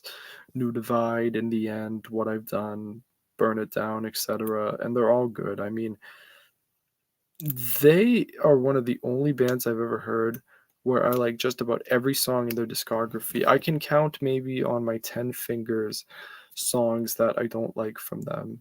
And I guess it would be Until It Breaks, which is from Living Things. That might be the only song by them I don't like before One More Light. Um, and then maybe about half the One Light album I'm not really a fan of. So, you know, that's incredible, just their consistency, and I love how no 2 albums by them sound the same. You can say Hybrid Theory and Meteora sound a little bit the same, but Hybrid Theory had more of, like, an underground feel, whereas Meteora just had that better production and, um, more experimentation and stuff. But, every album, it seemed like they were trying a new thing, and as far as I'm concerned, it always worked, because no matter what Chester Bennington's singing, it's gonna be good, just because those vocals are on display. It's virtually impossible to fuck it up when it comes to him. Obviously, Mike Shinoda was a critical element to the band as well, producing for them, playing, like, every instrument known to mankind. Like, the guy is just a musical genius. I think it's fair to say that at this point. Um, I'm gonna go on talking about Linkin Park forever. I better end it there. But yeah, they're right behind the Beatles as my favorite band of all time, and they're my favorite modern band of all time, without a doubt.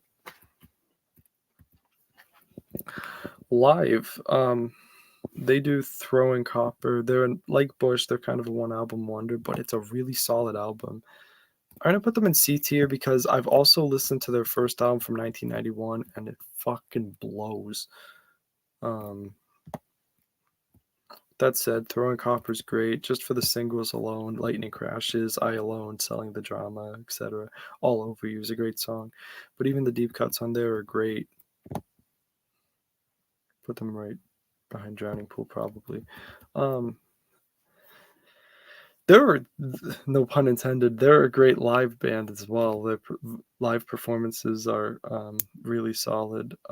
The musicianship is kind of weak for a band at that level. Like, they barely knew how to play their instruments, which kind of self-admitted. You've heard them say over the years, but I still like them nonetheless. At least like their '90s stuff, except their first album. Living Color. I only know two songs they do, and that's Cult of Personality and I Wanna Know, and those are both really good songs. It's because I was gonna start listening to their album Vivid, but for some reason I never got past track 2. We'll have to go back to that at some point.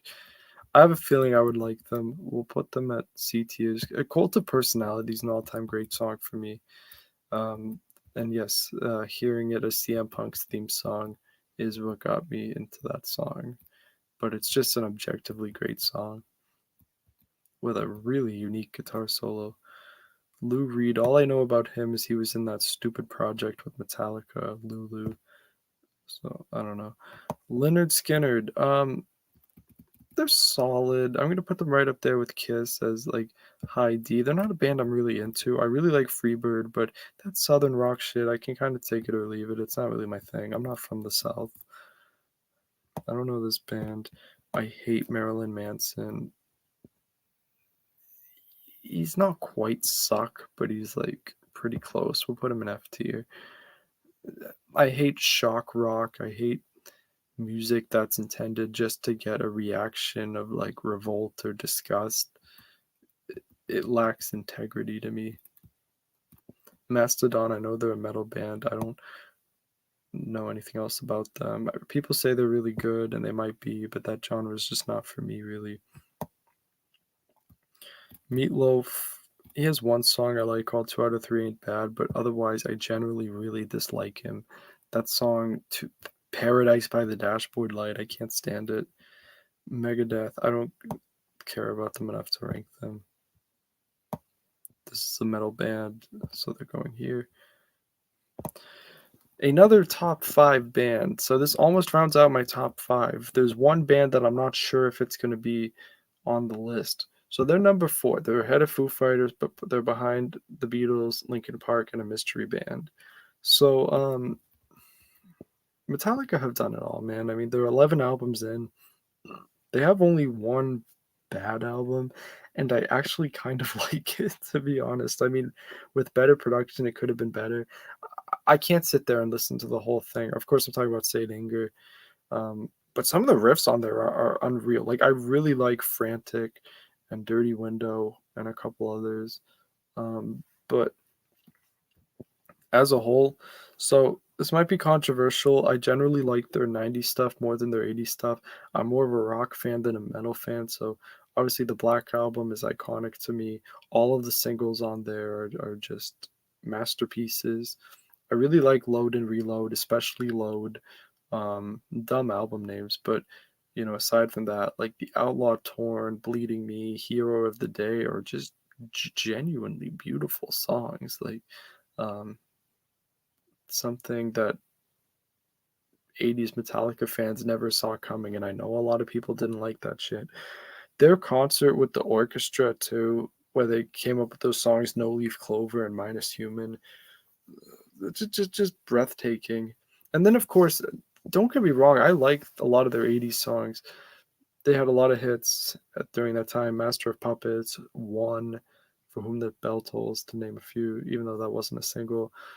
Ride the Lightning is my favorite thing they did in the 80s. There's not a bad song on there. I even like Escape, but I'm kind of a sucker for pop elements in music. So, um, Fight Fire with Fire is just a brutal metal assault, and I usually don't like that kind of music, but Metallica does it right. Kill 'Em All is not the greatest thing in the world, but it's fun. James Hetfield is one of the greatest frontmen in music history. He just seems so confident on stage, which he's talked about suffering from anxiety in real life, so it's pretty incredible just his presence on stage. He's probably the best rhythm guitarist of all time. I've never seen anyone downpick like that. And as a guitarist, I can say that I do alternate picking as much as possible because my wimpy little wrist can't handle it.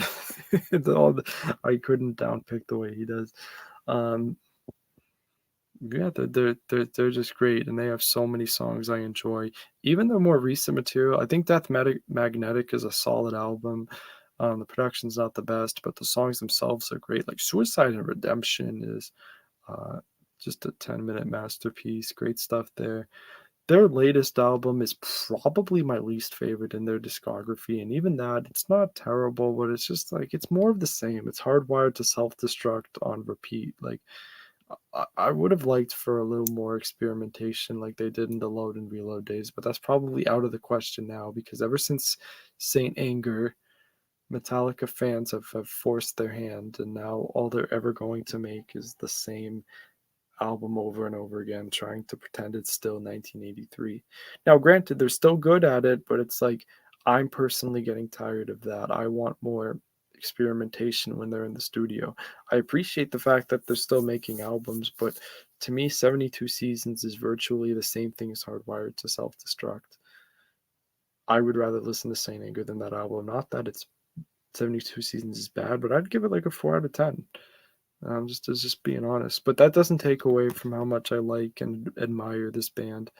Um,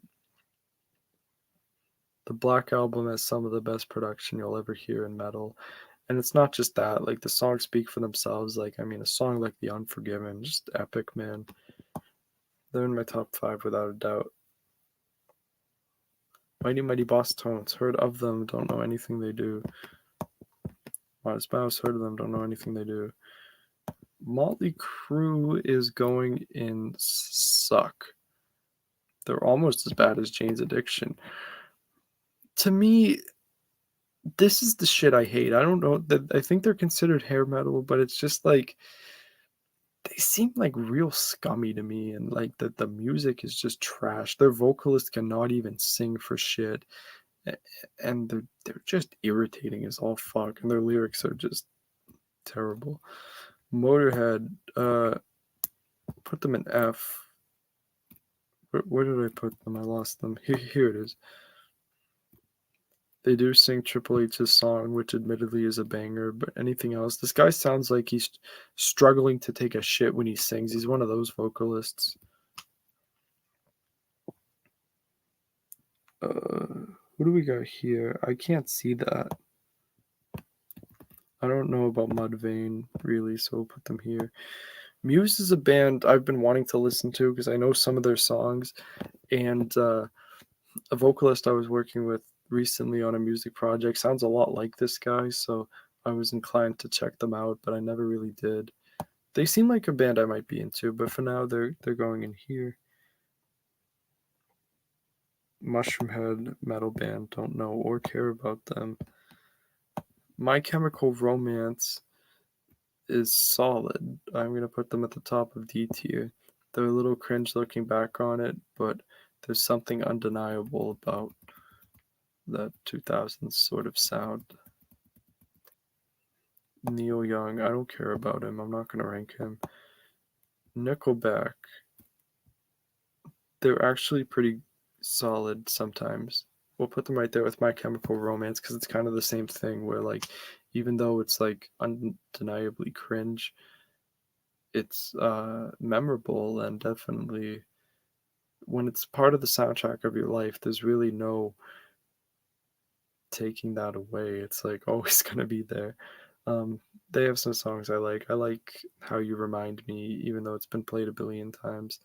Um, yeah. Night Ranger, they have one song called Sister Christian, and I like it, but I don't know anything else they do, so they have to go in here. I don't know Nightwish. Nine Inch Nails, I have a love hate relationship with this band. Ironically, we're going to put them right at the top of D tier too, because I actually really like Closer. I've listened to their first album in its entirety, and I've listened to their EP called Broken, which has a couple good songs. I've been meaning to listen to the Downward Spiral. I will be hearing that at some point.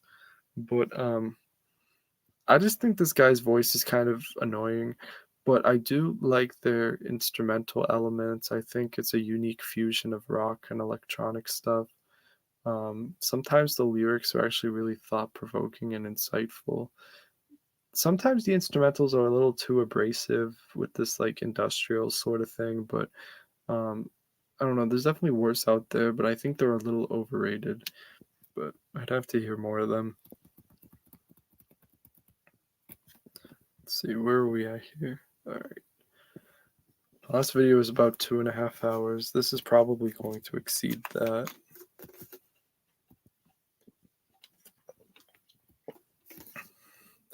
Nirvana is S tier for me. I talked about earlier with Deftones how I hate when people pretend to like Deftones and Nirvana just for clout. You see people wearing these Nirvana shirts all the time, specifically with this logo, and it's really cringe if you don't know their music. But this is going to sound like a cliche in of itself, but when I was 9 years old, I heard Smells Like Teen Spirit on the radio, and it changed my life forever. And it made me a fan of rock music. I mean, I had always liked the Beatles, but prior to listening to Nirvana, I didn't know anything about rock music really. But yeah, and I can tell you about the specific instance. It was on the ride home from movie theater. Me and my family went to see. It was right around the holidays. We went to see A Christmas Carol with Jim Carrey in it, which is probably the best adaptation of that film, and we went out for pizza after, and it was a good time. And on the way home, on the radio, heard "Smells Like Teen Spirit," and I asked my mom and dad, "Who is this?"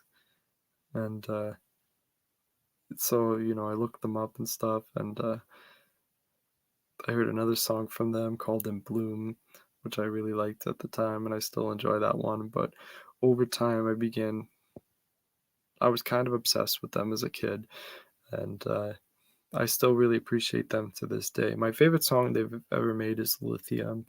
I know that's one of their more like poppy songs, but they've got it all. They can rock hard when they want to. They have great pop sensibilities as well with songs like "About a Girl." I admit I'm not crazy on some songs on In Utero. I don't always like that noise rock sort of thing. I like Bleach to some degree. Nevermind is fucking awesome. Um, if they had stuck around longer, they would have been probably even more iconic. Or would they have gone down the road as Pearl Jam and like fallen into irrelevancy? I don't think that would have happened. I will say this: no matter what, Dave Grohl would have. It might not have been Foo Fighters, but he would have went on and done his own thing. He was too talented to be just the drummer of Nirvana. Like he had already written Alone, Easy Target, and Exhausted when he was in Nirvana, so he would have gone on to do great things regardless. But yeah, Nirvana, man, there's something else. And then their unplugged concert really showed their versatility and what they brought to the table. That might even be the greatest thing they've ever done, as far as I'm concerned. Kurt's vocals were on point that night, and it was just, um, you know, truly mesmerizing seeing Nirvana in that element when you're so used to them just rocking the fuck out or whatever. So yeah, they're amazing, Nirvana. No doubt, they're a good band. I'm gonna put them in B tier. I've been meaning to listen to more of them. I checked out their debut album. It's kind of unknown. Um, oh shit, I lost them. Where'd you go? No doubt.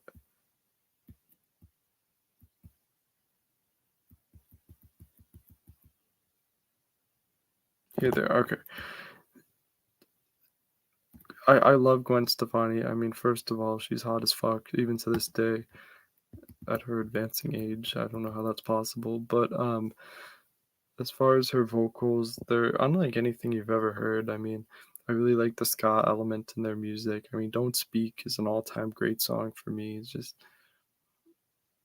really melancholy and sad and just truly heartfelt. Um, they're unique too with their instrumentals and stuff. They're not just a flash in the pan band. They have some really solid songs.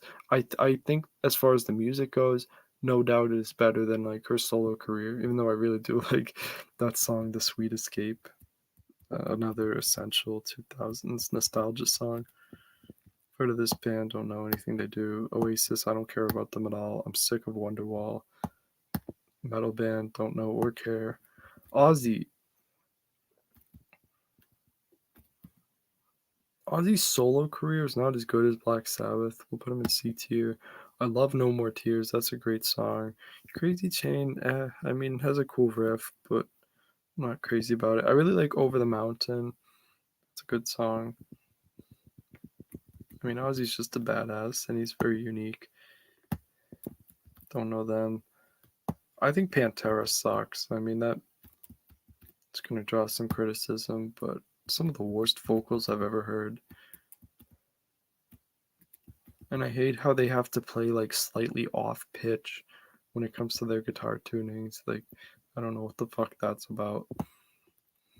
Papa Roach, they're okay. I'm gonna put them in the same category as like Nine Inch Nails, where like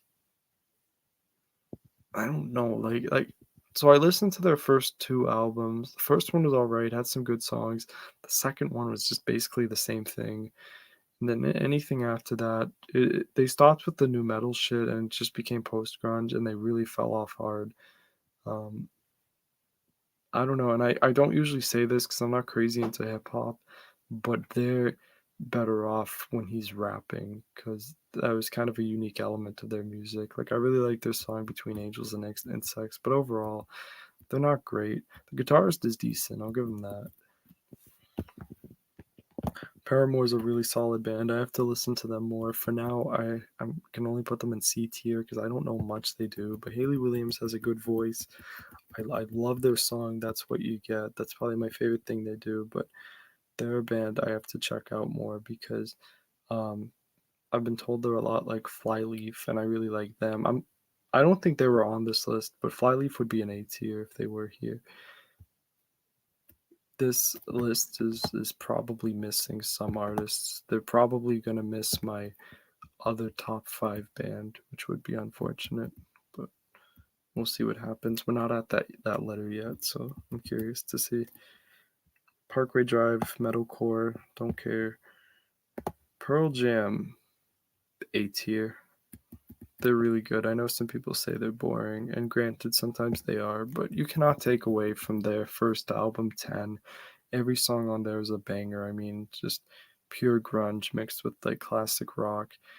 Eddie Vedder is such a showman and a performer on stage and gives 110%. They're a really good band musically as well, and I know that because I've been playing guitar for 10 years now, so I'm somewhat experienced and I've played, some pretty complicated bands over time. I still can't play a lot of Pearl Jam songs. I think that's just a testament to how intricately constructed their music is overall. Um, their first album is a great example of how they can do like hard rock songs such as Once, but then a more like power ballad like Black, which is just a fucking sad song, but one of my favorites they do. Verses and Videology are really good too. Videology is when they started changing it up a little bit. I like their album Yield. So basically their 90s stuff was like their best, except their album No Code, which was like really fucking weird. The 2000s was not a great time period for them, but then I really liked their album Lightning Bolt. That was a good little comeback for them. Their last album, I think, was called Gigaton. I don't know what the fuck they were thinking there. Some like weird electronic bullshit. I never thought you would see a grunge band trying shit like that. But if you just ignore that, they're an A tier band for sure. In fact, they are certainly ahead of Def Leppard. So we'll put them right there. Phil Collins, I believe this is. He's good. We'll put him in C tier, but higher than Genesis. I mean, I love In the Air Tonight and You'll Be in My Heart, which was made for Tarzan. And he has some other singles here and there that I like. I think he has a unique style, and um, I do like some pop music, so he's definitely a pop artist, I would say, for the most part. I don't know this band. I don't know this band. Pink Floyd is S for sure. One of my all-time favorite bands, in fact.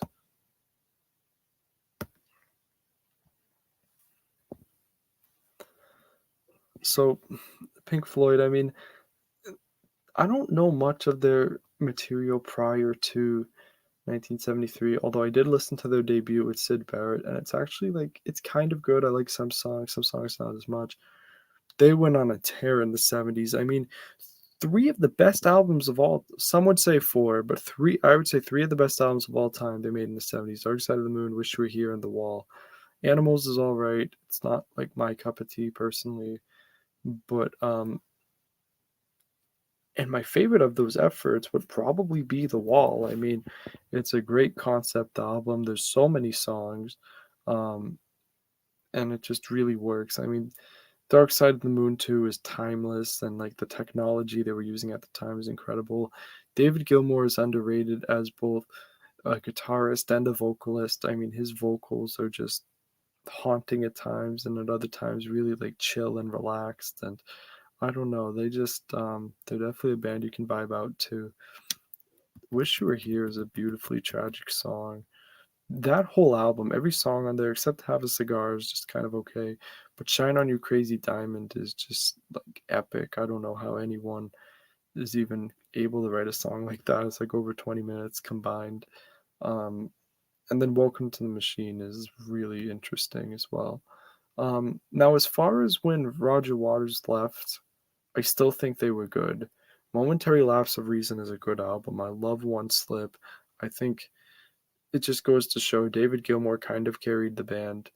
I mean, Roger Waters obviously was behind a lot of the writing and concepts, and that stuff can't be taken for granted. But as far as performances go, I think, David Gilmour really was the guy. And the Division Bell was actually pretty good too, at least some of the songs. So they had a great career without a doubt, and I personally really enjoyed them. Their most recent album, The Endless River, it's mostly instrumental. That was a fucking cash grab. I don't even consider that one. But moving on here, the Pixies, I know they were a big influence on Nirvana. I don't know much about them, but I did see like a concert of theirs online. Not all of it, but just like a couple songs, and I thought they were really bad.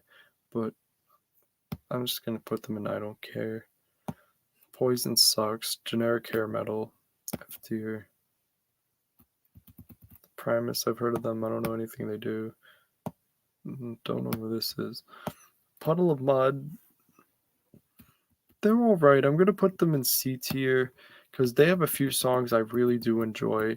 Like Blurry and Drift and Die are just great songs. Like undeniably, they're heartfelt and um, really melancholy and bittersweet, and I really like those elements in music. I mean, Blurry in particular is pretty breathtaking.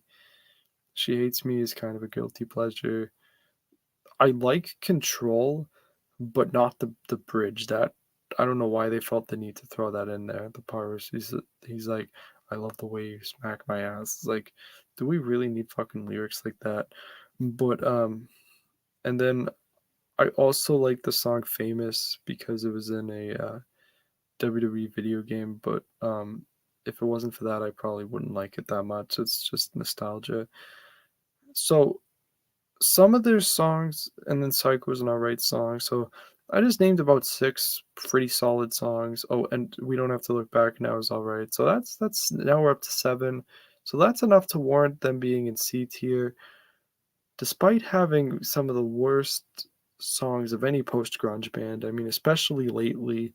I think they've put out at least one, maybe two albums in recent years. And my God, anything I've heard off it is just they're not even trying anymore. I mean, this guy Wes Scantlin is such a fuck up.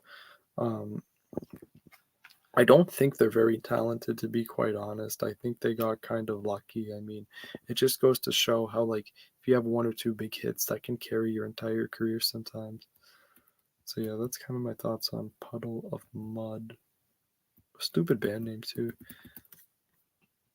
Where are we at? Oh, we've passed the 2 hour mark now. Wow. But we're getting there. Queen, A tier. I have a lot of respect for Queen. They have some great songs. Bohemian Rhapsody in of itself is just fucking perfect. Freddie Mercury may have the greatest voice of all time, at least male vocals. Um, there's just nobody like them. They've written so many anthems. It's not just the 70s stuff either. They extended into the 80s and just created hit after hit after hit. And they're not a band I'm annoyed by. In fact, I listen to them quite a bit. Queens of the Stone Age. I listened to their first album recently. And the reason I'm listening to all of these bands' first albums, and we're going to be hearing more over time, is I'm doing this project right now where I'm trying to listen to an album a day. I mean, I miss some days, but um, just so I can get familiar with some of these artists and stuff. But I thought it was really good. Before that, all I knew was like Know It, No One Knows, and First It Giveth, Threes and Sevens, songs like that. But for now, I'm gonna put them right around where Fuel is. I mean, they're solid. I mean, they're probably better than Fuel actually. They're really creative with like their riffs and stuff, and I really like their vibe. So I will be listening to them more for sure. Queensryche, on the other hand, fucking sucks, but I don't care about enough of them to rate them. Quiet Riot is going in suck, and that's because they have that one song, Come On, Feel the Noise, and I hate that shit. Radiohead, I'm gonna piss some of you off. I'm not really a Radiohead fan. I'm one of the people who only likes the song "Creep." And admittedly, some of their songs, like "Paranoid Android," and I forget the name of that album because I don't give a shit really, but I know it came out in 1995. Whatever that album is, it had a few songs I like. They have an album called Kid A that's fucking terrible and is really overpraised on Rate Your Music. That website is fucking obsessed with Radiohead, and that gave me high expectations that they're gonna be good, but they're just like they're mid at best. I mean, I hate the vocals. Sometimes the song textures are decent, and what do I mean by song textures? I'm talking about like just like subtle things in the production, different layers and instruments they're adding. Some of that's kind of cool, but I'm not really into that style. So, yeah, Radiohead is a D, and I might be being generous. I believe this is Rage Against the Machine, not the actual band Rage. Rage Against the Machine's good. Give them like a high C tier because I don't really like rap, and there's too much rap in this. No, I like Mike Shinoda's raps in Linkin Park, but this is a little different here. Um, Tom Morello's great.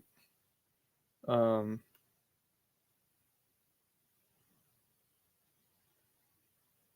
yeah, I mean, I don't like everything they do, but they're a good live band, and I mean, their political messages, I don't really vibe with a lot of that, but I do I do enjoy like the riffs and stuff and the vocal performance occasionally, but sometimes it can get grating.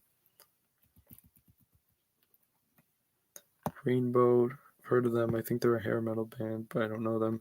Rammstein has that one song Du Hast, but I can't really rank them on that. The Ramones fucking suck. They're F tier. I mean, shit. Majority of these bands, it seems like I don't like. um, all of the Ramones songs sound the same, and I know we've said that about some of these artists already, but that it applies to them more than anybody. Take their first album, for instance, which I've had the misfortune of listening to again because people on Rate Your Music act like it's the greatest thing ever. You really can't go by them. There's some weird fucking people on there. But yeah, with the Ramones, like on that first album, it was Blitzkrieg Bob, which admittedly is okay. Everything else after that was just that song repeated 13 times. Fuck this band. Who do we got here? Is that Rat? They do that one song Round and Round. I don't like it though. Putting it, I don't even care enough to rank them. Red Hot Chili Peppers, they're an interesting one to rank. I'm gonna put them in B tier, high B tier. I like a lot of their songs. I don't like everything they do. I think sometimes the vocalist gets into kind of a weird style. Blood Sugar Sex Magic is fucking great though. Basically, their 80s stuff is kind of weird. Some songs here and there I like. And anything they've done since Stadium Arcadium, I can kind of take or leave. But they went on a solid, I would say, 5 album run, like from Blood Sugar Sex Magic to Stadium Arcadium, where they put out some really good stuff. Even that album in the mid '90s, where it had like a guy like Dave Navarro instead of John Frusciante, that had some solid songs. Um, so they're good, but I don't think I like them as much as like a lot of people do. REM, another band kind of like Chili Peppers where I like them, but not as much as some other people too. I think they're a little overrated. I like Losing My Religion quite a bit. And I mostly like their singles. I've never listened to a full album of theirs. The guy has a unique voice, but I don't know. They're not some band I would want to listen to like all the time. There's a lot of like classic artists on this list. There's not that many like new ones. Um, hence the low ratings for the majority of these artists.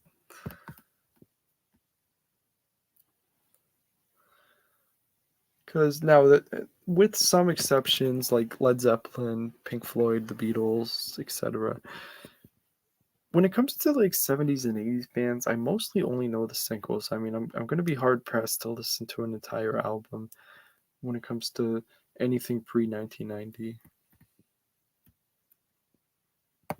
REO Speedwagon D. They have a couple songs that are alright, so just take it on the run, but I don't really care.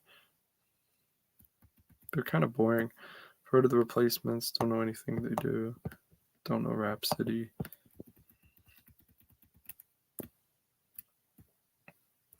Rise Against is amazing. They're gonna go in S tier for sure.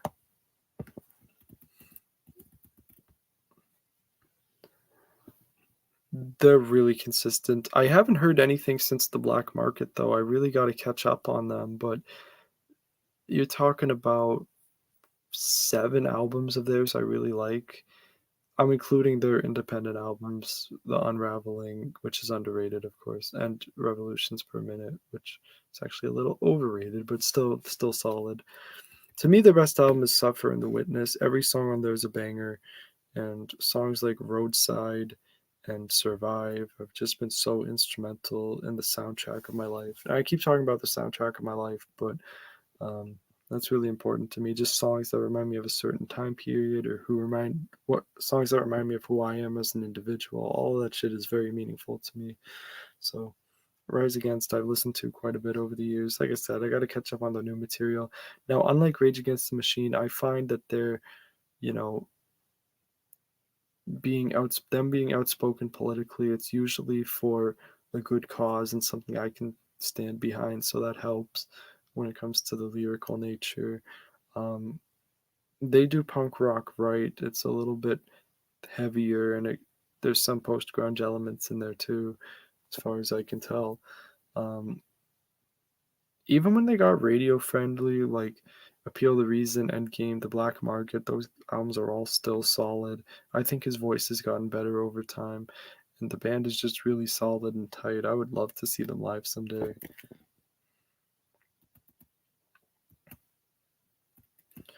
I hate Rob Zombie. F. Just like Marilyn Manson, just more shock rock garbage. The Rolling Stones are going to be an interesting one to rate. I'm going to put them in like low C tier because the thing with them is they have had so many songs over the years. Some I like, some I don't. Examples of songs I like are like Paint It Black, You Can't Always Get What You Want, Miss You is probably my favorite song they do. But then they have a lot of shit. Like, I hate that song Sympathy for the Devil. That's like the worst song. Um, Mick Jagger's kind of weird as a frontman. I think they're a little overrated. I mean, they're hit or miss for me. But, good for them that they're still around and they're coming out with an album in October. Can you believe that? Rush. I think they're good, but I don't listen to them that often. They're like C tier.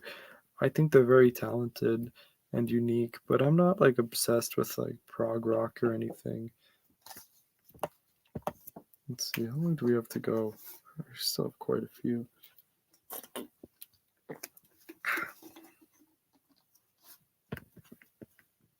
Sabaton, I don't know them. Oh, it looks like they do have one of my favorite bands. That's exciting. All right, Saliva. They're not good. I have tier. They're like a worse version of Papa Roach. Santana, low C tier. I love Smooth with Rob Thomas. That is a great song. I've heard it ever since I was a little kid. And Carlos Santana is obviously a very talented guitarist, and I like some of the Latin percussion and stuff. It's pretty interesting material. In fact, put them a little higher in C tier. Go right back here. Who is this? Oh, Scorpions. D tier. I like a couple of their songs. I really like No One Like You and Rock You Like a Hurricane's alright. Everything else sucks. They're a generic hair metal band otherwise. Alright. This might surprise some of you, or maybe not, given some of the other bands I have in here. This band here, Seether, is my third favorite band of all time. Right behind the Beatles and Linkin Park.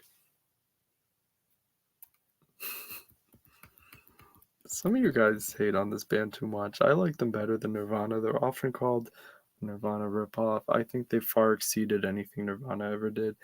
And granted, Seether has had a longer career, more albums and stuff. It really pisses me off when they're lumped in with bands like Puddle of Mud that I could give a fuck about for the most part because, I think Sean Morgan is one of the greatest frontmen in rock and roll, at least in the last 20 to 25 years. And their lyrics are really powerful, and they've never had a bad album. I mean, Isolate and Medicaid is kind of mediocre, but everything else is just fucking rules. Their last album um, has been a defining album for me in the last few years. Really helped me through the pandemic. So I definitely feel an intense emotional connection with this band. Nostalgia may be part of it. I may be biased, but I think they're amazing. I mean, they can be heavy, they can write ballads.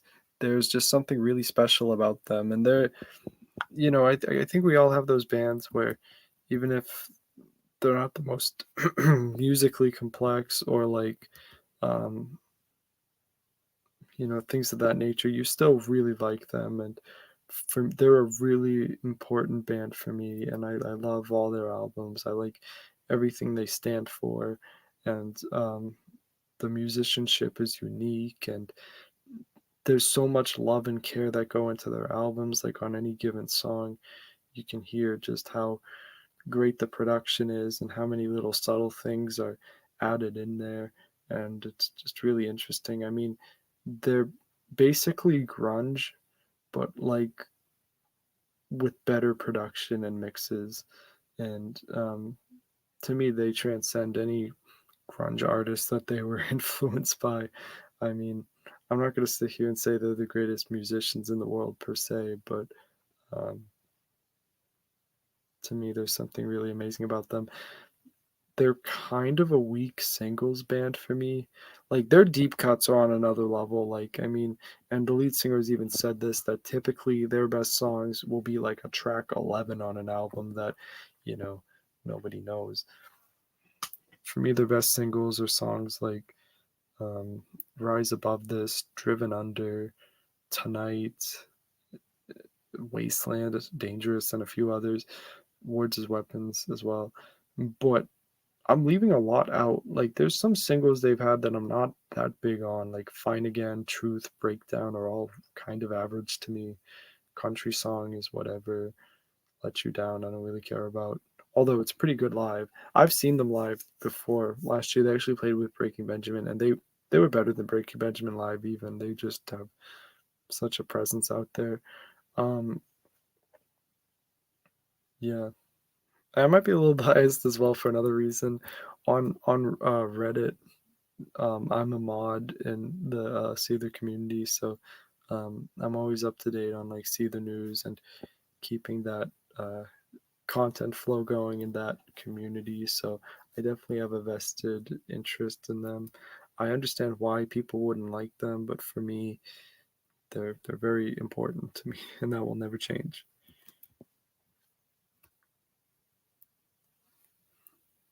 I discovered them because I was looking for bands like Nirvana. I told that story earlier about how I got into Nirvana, and that led me to bands that sounded like them, and I'm like, holy shit, they're even better. The first album I heard from them was Finding Beauty in Negative Spaces, and there's been no turning back ever since. Like, if you listen to one song they do, listen to No Jesus Christ. That is just fucking a masterpiece, especially for the post grunge genre. You're not gonna hear anything like that. Sepultura, they're a metal band, so they go here. Sex Pistols, I think they're terrible and grossly overrated, just like the Ramones F tier.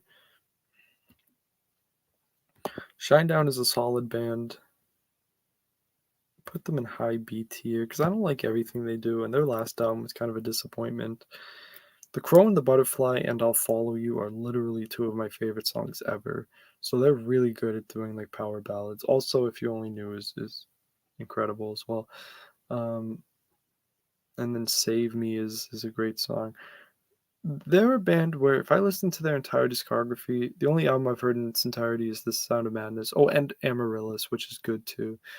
But I think oh, and you know what? I did listen to Attention, Attention, and that was hit or miss, but, you know, they're solid. They're kind of in the same genre as Seether, but I would take Seether any day, even though this guy has a better voice.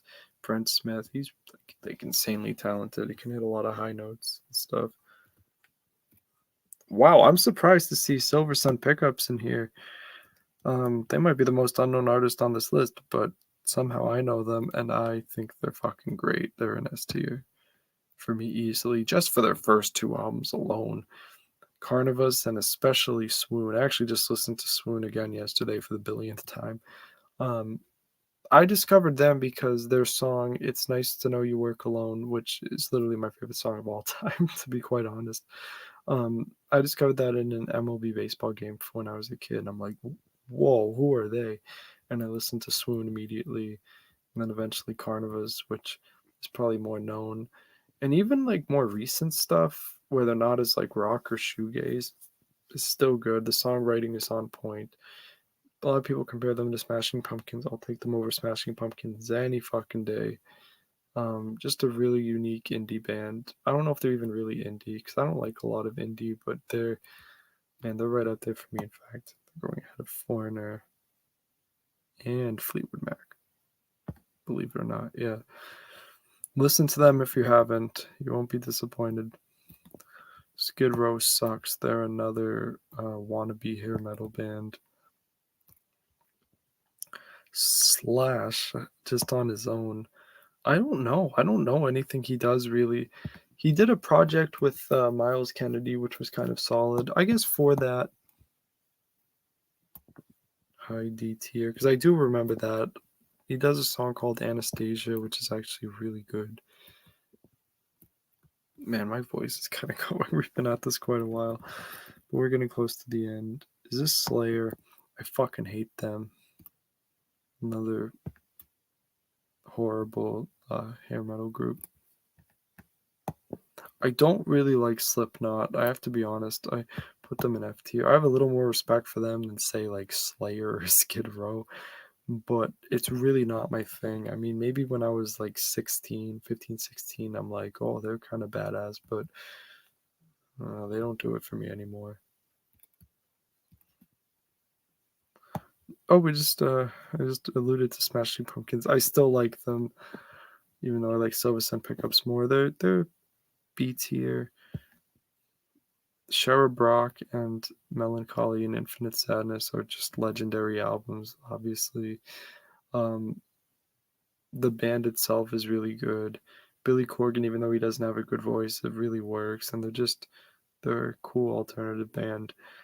Their first album, Jish, I've heard also, and it's pretty good. Not my favorite, but they're a solid band for sure. I don't know much about what they've done recently. I've heard some people say it sucks, and that's probably true, but I haven't really heard it. Don't know the Smiths. Don't know this band. Social Distortion. I know one song from them from Guitar Hero. I think they're a punk rock band. They do that song, "Story of My Life," which is like all right, but I don't know enough about them. Sonic Youth. I've heard of them. I heard they're good, but I haven't listened to them. Steel Panther. Whatever. Uh, oh, Soundgarden.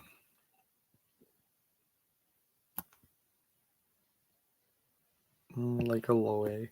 Put them ahead of Perfect Circle. Um, I've heard everything they've done except their second album in 1989. I've even listened to Ultra Mega OK. That's kind of solid too. Chris Cornell is one of the best voices in rock and roll. It's probably the best voice in grunge. Um, their guitar work is incredible too. They just write great songs. Super Unknown is a classic grunge album. Black Hole Sun is a very moving song. Um, they rock pretty hard. They're deceivingly heavy. So good stuff when it comes to Soundgarden. Steely Dan is a really good band. I'm gonna put them in B tier. Do It Again is like one of my favorite songs from the 70s, and they're just like really consistent. They have a good discography, and just the musicianship is on another level in that band. I don't usually like that like jazz rock shit, but they make it work. Steppenwolf, I know the one song, Born to Be Wild, don't care about it. Steve Miller Band. They're good. I'm gonna put them in like low C. I mean low B. Excuse me. Like them better than Kansas too. Swingtown is my favorite song they do. They had a lot of hits in the 70s. I don't really like the Joker or Abracadabra, but looking past that, everything else they do is pretty good. Jungle Love, Jet Airliner, Rockin' Me, and several others. Um, yeah, I enjoy them for sure. Oh, I'm getting fucking tired. It's late at night. We're doing this. We're pretty close to passing how long the last video was, and that's actually pretty good given how many artists are on this list. Stone Sour, ironically, today for the first time, I just listened to their album "Come Whatever May," and it's pretty good. I've heard their self-titled before as well. We'll put them right here at the top of C, because I mean, some of their songs they go into that like Slipknot territory with the screams, and I don't really like that. And okay, I know some of these bands like Seether, Metallica, Foo Fighters, and Linkin Park all scream, four of my five favorite, but it's more tasteful in those bands, and it's done sparingly, and it's not the core of their sound. Maybe for Metallica in the early days, but I feel like Corey Taylor relies on his scream too much in any project he ever does. But typically, I like their slow songs better, like "Bother," "Through Glass," and "Hesitate" are all beautiful songs. But I mean, yeah, I mean they're a decent little band. I like them more than I thought I would. I will say that. STP, they're fucking amazing. I'm putting them in S tier right here. Their first two albums are great, especially Core is one of my favorite albums of all time. People unfairly compared them to Pearl Jam, um, when I actually like them better than Pearl Jam, quite honestly. But yeah, Scott Weiland, rest in peace to him, and rest in peace to Chris Cornell as well. But yeah, Scott Weiland just had a very unique voice, and like Core is just such a dark album, and it's so good and grungy. And then Purple, they showed a lot of experimentation. The third one had some decent songs too. After that, I don't really care. Their album in 2010 surprisingly had some decent songs. Chester Bennington also collaborated with them for a five-song EP in 2013, and those songs actually came out really good, especially a song called Blackheart, which I am quite fond of. So yeah, STP, when it comes to grunge, they're right behind Nirvana for me. I don't know if Seether counts as grunge, but they would be number one if they are. Styx, I've seen them live. I was not really impressed, to be quite honest. Put them in C tier. They have a couple good songs, such as Renegade and Come Sail Away, but I don't really care about the rest. Sublime, I think they suck. Boring. Pseudo hip hop bullshit. Suicidal Tendencies are fucking horrible too. They can go in F. Sum 41, I have to listen to them. I hear they're good, but I don't know anything they do. Or I probably do, but just I don't know anything by title. Supertramp, they're actually not bad. I'll put them in a high D tier. I like the Logical song and a few others. Give a Little Bit's good too. Sweet, heard of them. I think they're a hair metal band. Don't know anything they do. Don't know Sword. System of a Down, they're a really good band. I'll put them in A tier, like low A, along with Soundgarden. They're a really unique band. I mean, their first two albums especially kick ass. Um, I've never heard anyone sound like them. They're just really innovative. Surge has a surprisingly good voice. The guitars are just they sound like buzz saws. The speed they play at is pretty incredible. The band just sounds so tight, and they're just a unique band. But ironically, my favorite song by them is Spiders, which is probably like their most normal song. But they're like batshit crazy, and I fucking love it. And I usually don't care for like metal, but I don't know. There's something different about them. Holy shit, I need a break. We're at the 2.5 hour mark here for a minute. Just excuse me for a minute or two. I'll be right back.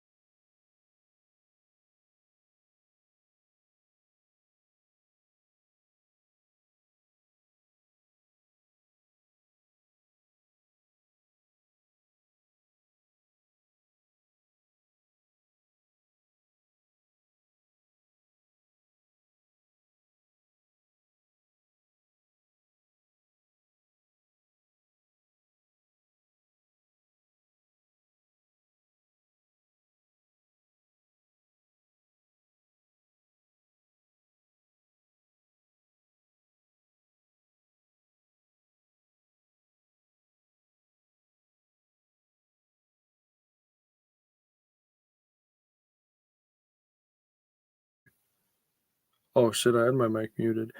I was just saying I needed a fucking breather. I mean, we're almost done here, but like this is getting long. Wow. Um, but I guess that's a testament to my passion for rock music, even though it appears I don't like a lot of the bands on this list. Or no, I don't know the majority of them, or at least half of them, I'd say. Maybe a third. I don't know. I'm a little disoriented. It's late at night. Talking Heads D tier. I really like that song, and She Was. Anything else, I don't really give a fuck about, to be honest. A band called the Xyz, which I'm a little disappointed they're not on this list, but they're kind of unknown. They do a great cover of their song "Once in a Lifetime." Tenacious D is Jack Black's band. Um, I don't really know anything they do. Tesla, I've seen them live because they opened for Styx and Def Leppard. I think they suck. F tier. Testament metal band, don't know or care. The Guess Who, they have some good songs. I'm gonna put them in C tier. That album, I forget. I don't think, is it called American Woman? It came out like in 1970. I'm gonna say every song on that's good. I've heard that album before. No Sugar Tonight, New Mother Nature is a great song. Even though it's like two songs combined into one. The Offspring, I have mixed feelings on them. I'm gonna give them a C. I really like Gone Away and Gotta Get Away, even though they have the same title virtually. Um, you know what? I get two songs is no reason to put them in C tier. They're D, lower than some of these bands because some stuff by them I can't stand. I hate that song "You're Gonna Go Far, Kid." Like fuck that shit. They're terrible live too, from what I've seen. The Police, um, they're fucking overrated as hell. Roxanne's alright, I guess. Runaways, don't know. Strokes, don't know. The White Stripes, I know one song they do. That's not enough. Third Eye Blind. Here we go. This is a band I've actually gotten into lately because now I've heard their first two albums, self-titled and Blue. They got low B tier. They have an instrumental on Blue I really like, which I actually like that album better than the self-titled. A song called Slow Motion, which is just mesmerizing and beautiful. Never Let You Go is a really fun song. There's another song on there I like called A Thousand Julys. And there's a few others. From what I remember, I liked just about every song on that album Blue except for the first three songs. That's a really solid album, really experimental. And then the first one is pretty good. I mean, not something I'd ever really revisit, but yeah, just for Blue alone, basically, and some of the self-titled, they belong in B. I'll probably listen to their third album at some point too. Who is this? Is that the Pretty Reckless? If it is, I'll give them like C tier. Their album Going to Hell is really good. Everything else they've done, not so much.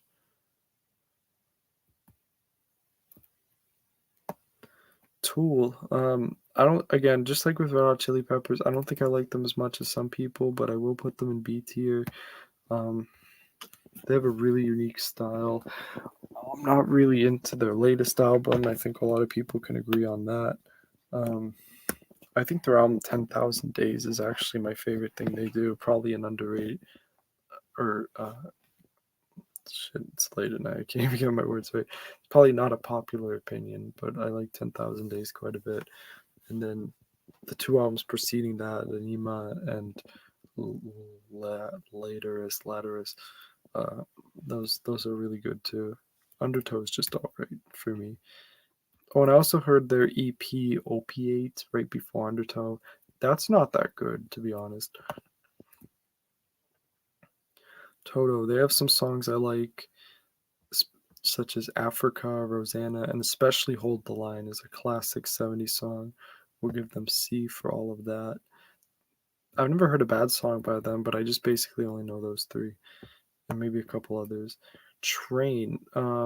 This is tough. I love their song Calling All Angels, and Hey Soul Sister is okay. Everything else is trash pretty much. I hate that guy's voice.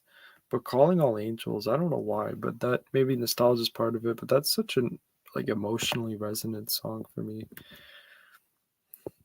Trapped, their first album's kind of good, but I can't imagine anything else they do is, and they're not that talented. I'm gonna put them in D tier. And even the first album, I really only like 3 songs from it, like Headstrong, Still Frame, and a song that wasn't a single called New Beginning. Other than that, even that album is just kind of mid at best. T Rex heard of, don't know anything about. Trivium, I'm not usually into this genre, but they're okay. I'll put them in D tier too. Um, Down from the Sky is a good song. Until the World Goes Cold is another one. And I like one of their early songs called If I Could Collapse the Masses. So I've heard them here and there. They're alright. Twisted Sister is fucking terrible. They have 2 of the most pathetic songs I've ever heard. I Wanna Rock and We're Not Gonna Take It. I love you too. They're S tier for me. Um, I don't know what they've been up to lately. The last thing I heard from them was that song "The Miracle of Joey Ramone," which I actually like that song. But do you guys remember that shit when like iTunes and probably other streaming services forced you to download that album for no reason? Um, where we at here? Um, their album War is fucking incredible. Same with the Joshua Tree. They're more than a rock band. They have a lot of art rock elements. Bono has a really great voice. The instrumentals are pretty good too. The Edge is such a unique guitarist. Some people criticize him. I think he's great. Pride in the Name of Love is a great song. I mean, they had so many hits in the 80s. Even their album cuts from that time are good. Um, can't really go wrong with them. I don't really like Beautiful Day though. So yeah. But I'm pretty into you too. UFO, don't know. Van Halen, they're a good band, especially when they had David Lee Roth. I'll put them in B tier. Even the Sammy Hagar stuff isn't bad. There's some songs I like from that era too. They obviously changed, and that would normally piss me off how they became a pop act. But I like Sammy Hagar. I think he's a cool guy and a competent vocalist. But David Lee Roth is obviously the identity of the band, even though he's very unlikable in real life. Rest in peace, Eddie Van Halen. He was a phenomenal guitarist.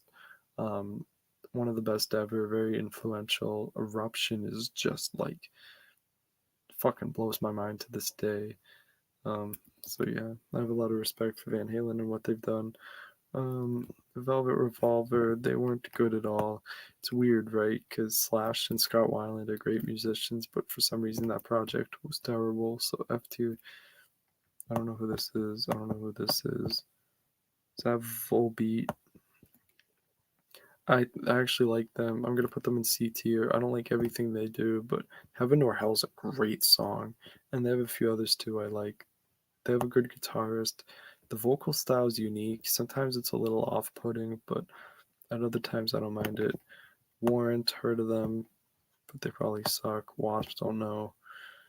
Let's just get all the shit out of the way right now. White Zombie's the same as Rob Zombie, maybe not as bad, but still sucks. Whitesnake, just for their one song, Here I Go Again, that's going in suck. What the fuck is that shit? Here I go again on my own. Like, shut the fuck up. No one wants to hear that bullshit. That is one of the worst songs I've ever heard played on the radio. This is why the 80s fucking suck in general. I mean, some good stuff came out of it for sure.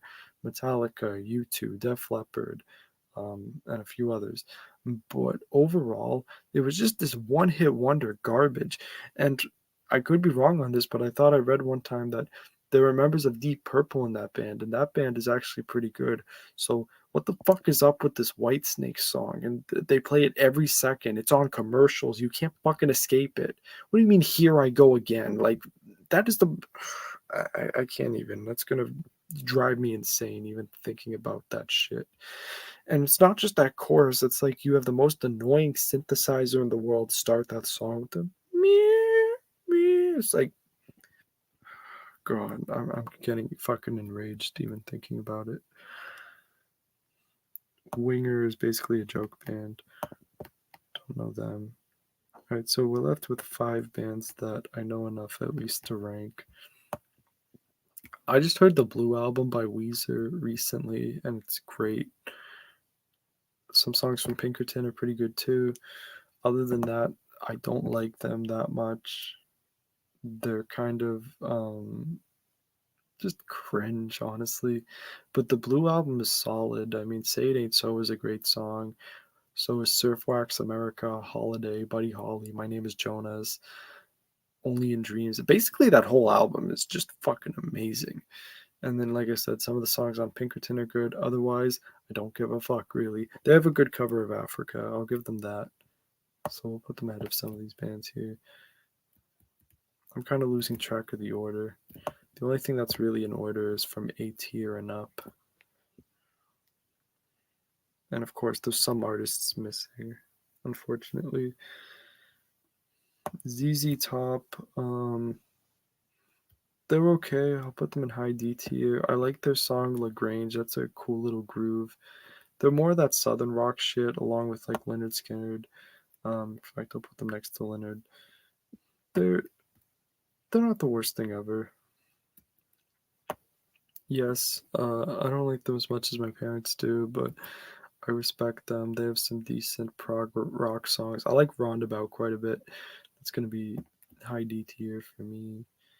Um, the Who, I'm mixed on the Who. I'm gonna put them in C tier because I like a lot of their songs, but I just don't listen to them that much, and they're not that interesting to me. Like some bands I think transcend time, bands like the Beatles and Pink Floyd.